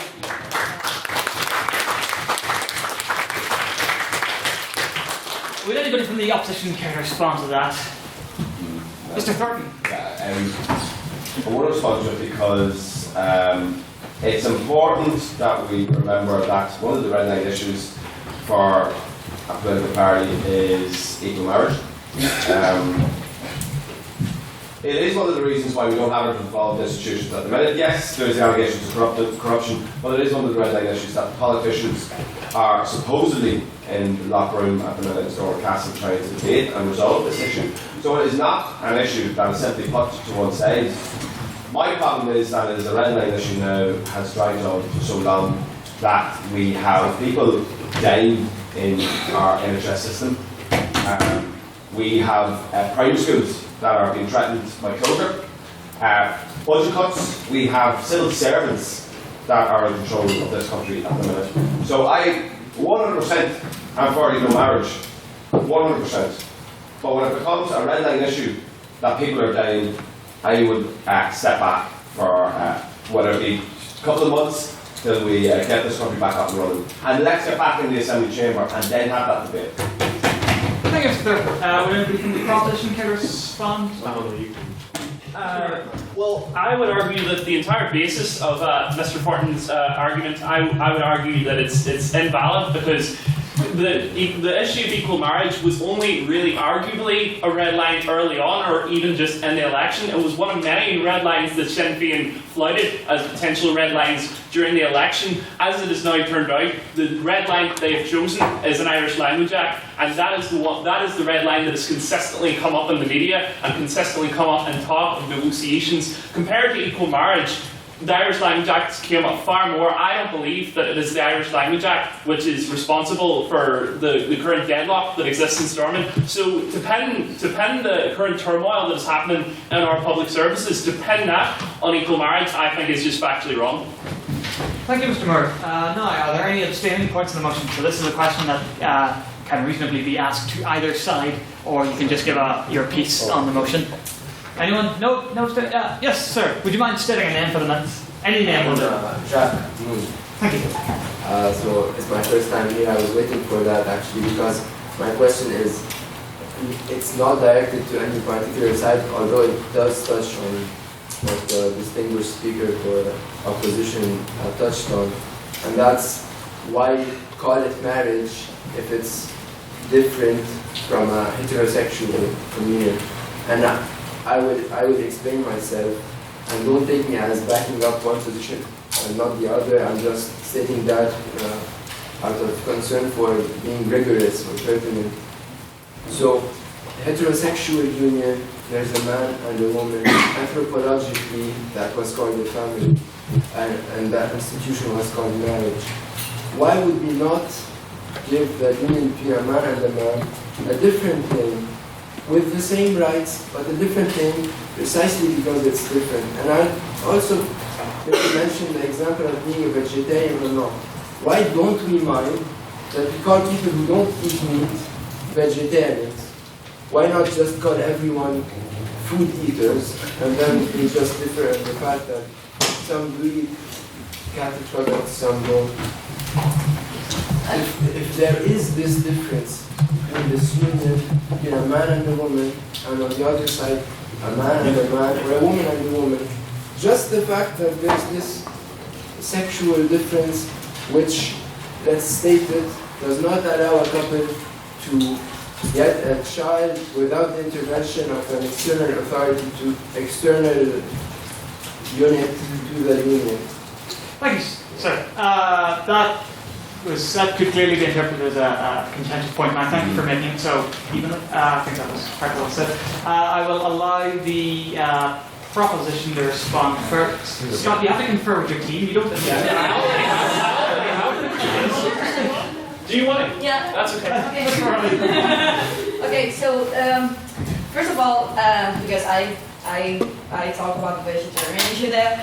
I mean, when we're talking about meat eaters, when we're talking about fish eaters, when we're talking about vegetarians, those are labels that we put on people just to identify what they prefer to.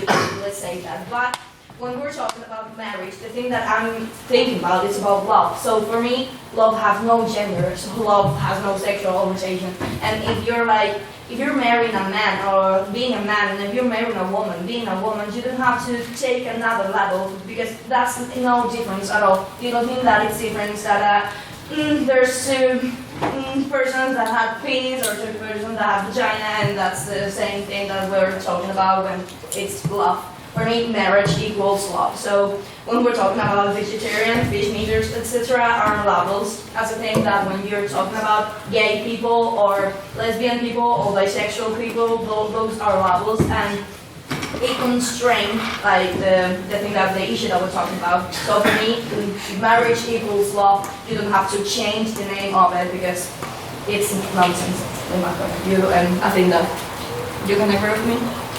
I agree.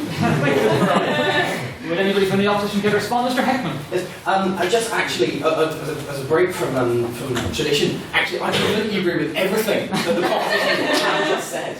And actually, I would take it a little step further and say that this book, for those of you that can't see, it's the Bible, does not define what we consider modern marriage to mean. It may refer, and we actually heard it from the Prime Minister today, that the definition of marriage is maybe in this book as between man and woman, but what we now consider with the plurality of gender, that we cannot just boil things down to simple man-woman. And as such, those things you cannot fit it into such a tight box. And we do have to turn to the ideas of the tight connections of love and affection that two people share. And as such, why does it matter if it's a man or a woman, or neither, or both? And for that reason, we cannot define marriage so restrictively, so exhaustively. And I speak for both sides of the debate today, that this is exactly the issue that we have at hand. And this is what we have tried to go beyond by talking about the enforcement rather than the right or wrong of equal marriage in and of itself. Thank you.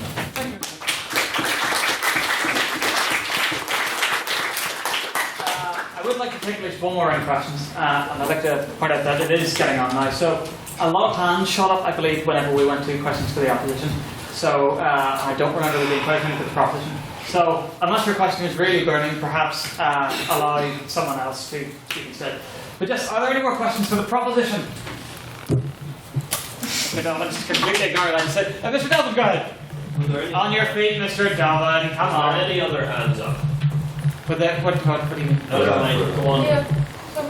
Somebody over here? No questions for the proposition? None for this side? Okay, any questions for the opposition? There we go, see. Who hasn't... yes, good sir. Yes, good sir. The opposition talked at length about LGBT couples going abroad to get married. Now, I'm very sceptical on that in terms of religion, although this will probably change when they get old and freed.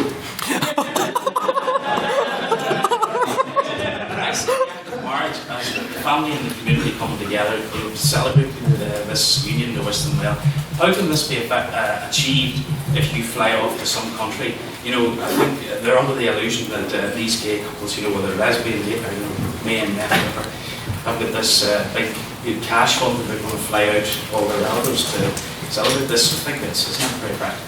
Here. Thank you, sir. Sorry, yes. Mr. Hancock, are you telling me that there isn't some big pot of LGBT plus gold that they can all dip into? Sorry, that's what I usually thought up there. Some magical pot of gold. Anyway, for the opposition, who would care to respond? Anyone? Mr. Short.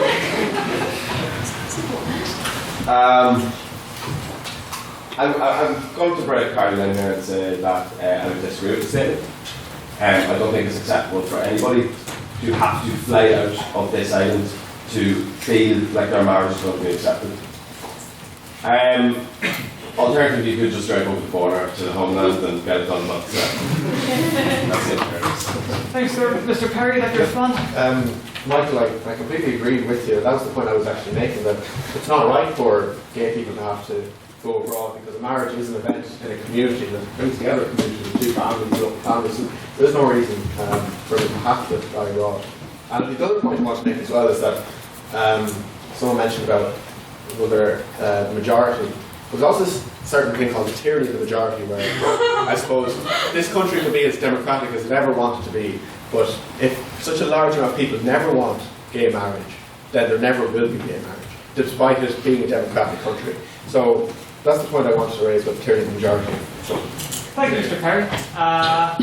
Quick question, Sprat, what did I do? Anyway, any questions now? Abstaining on the motion? Mr. Conor Neal. Thank you, Mr. President. Quickly, just with the Speaker of the Opposition mentioned that universal rights are absolute. From a philosophical standpoint, nothing is really absolute, is the truth. But the question I'd like to raise is, if we accept the sort of like the Geneva Convention on human rights, is there a case to be made during the Serbia crisis in the 90s, in the 90s, the UN stepped in to enforce civil rights to stop tens of thousands of Muslims and Christians being slaughtered systematically. So if we do accept that the UN can condemn certain human rights, what's the House's belief with regard to coming on this one? I allowed the proposition to respond last time to the abstaining points, and now the opposition will be asked to respond first. Anybody care to do so? Mr. Thornton again? I think in the case where death and destruction is occurring in a country, it may be acceptable for the UN to intervene. We see defence forces intervening in many countries in Africa on peacekeeping missions on behalf of the UN. In terms of the UN getting politically involved in a country that has political establishment there, has laws and legislation there to protect people, and the ways and means to do so, I think would just be completely out of order.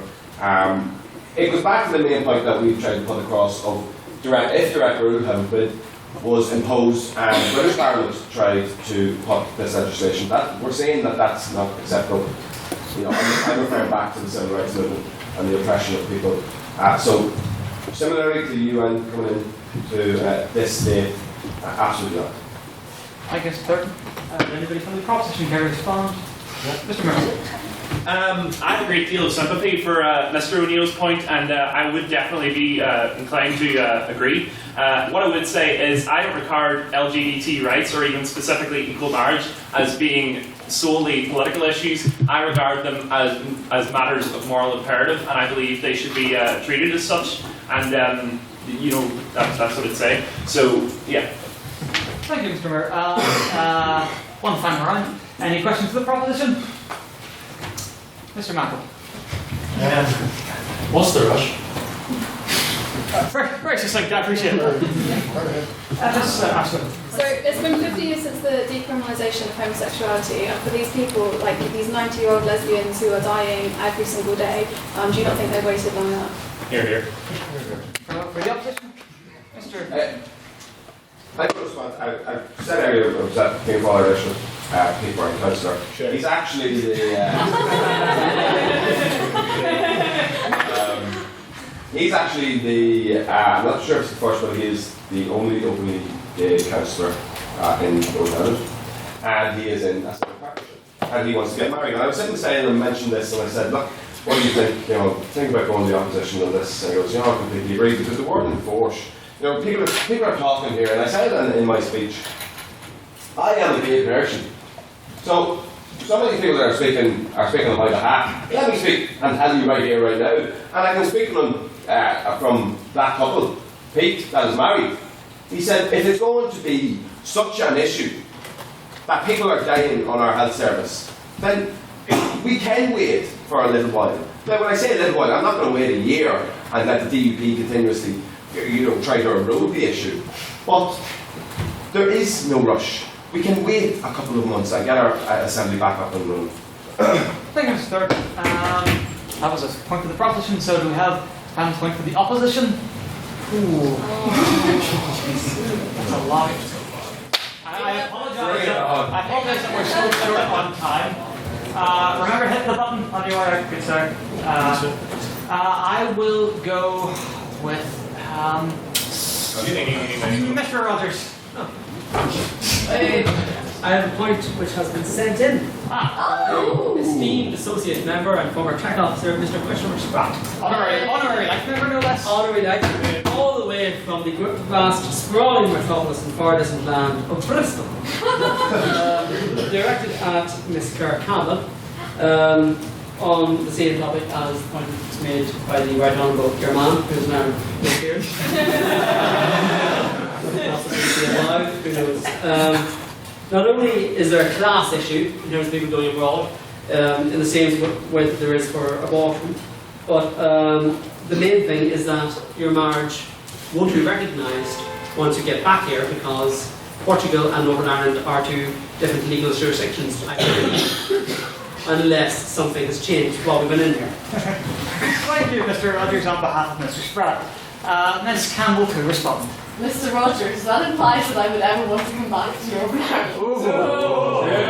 That implies that I would not move to Portugal and live my life with cheap food and sunny beaches instead of coming back here. Well, it's too hot in Lisbon, actually. But to the point about class, yes, I actually had a written down that I forgot to say it because I'm dumb. I did say that you shouldn't have to, and that not everyone will. But, I mean, the point is kind of ruined by the fact that I forgot to say it. So, I fully acknowledge Mr. Spratt's point. He's usually correct in most things. But also, who really wants to come back to Northern Ireland? Come on. Thank you, Mr. Campbell.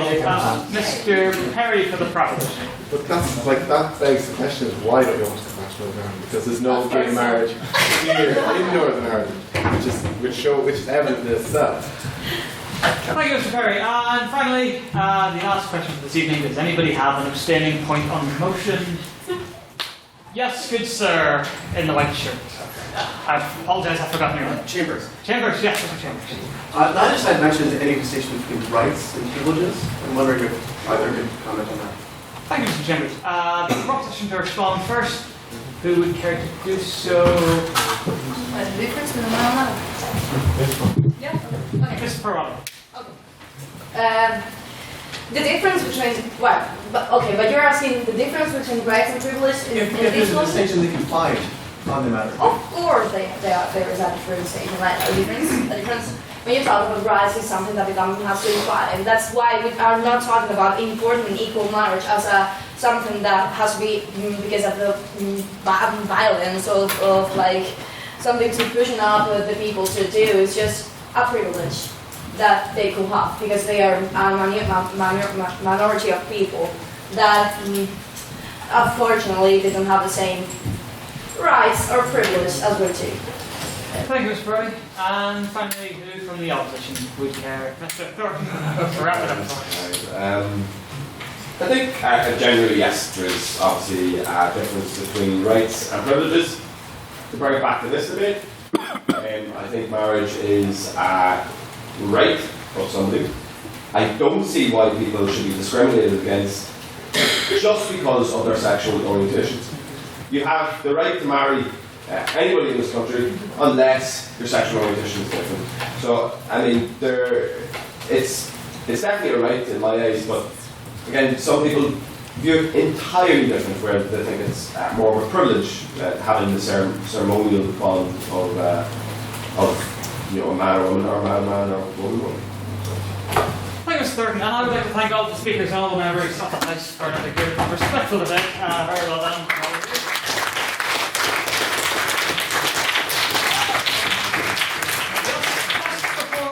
Move to the vote, I'd like to remind you that we will, of course, be adjourning to the pub where the debate can continue if you so wish. Mr. O'Neill, where art thou? Woodworkers this evening, yes? Or yes? Yeah. So, as per usual, seeing as it's raining outside, we'll be congregating just in that little antechamber, or perhaps under the cloisters.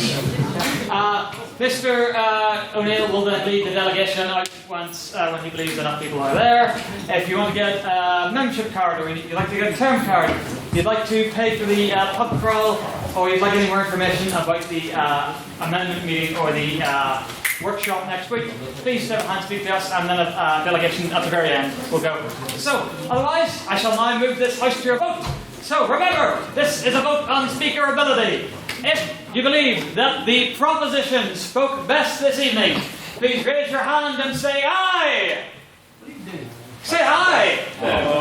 This side, the side I'm standing in front of you, think these people spoke better? It's 1, it's 2, 3, 4, 5, 6, 7, 8, 9, 10, 11. 1, 2, 3, 4, 5, 6, 7, 8, 9, 10, 11, 12, 13 I have, Mr. Secretary. If you believe that the opposition spoke better this evening, please raise your hand and say nay! Nay! Up, keep them up so I can count. 1, 2, 3, 4, 5, 6, 7, 8, 9, 10, 11, 12, 13, 14, 15, 16, 17, 18, Mr. Secretary.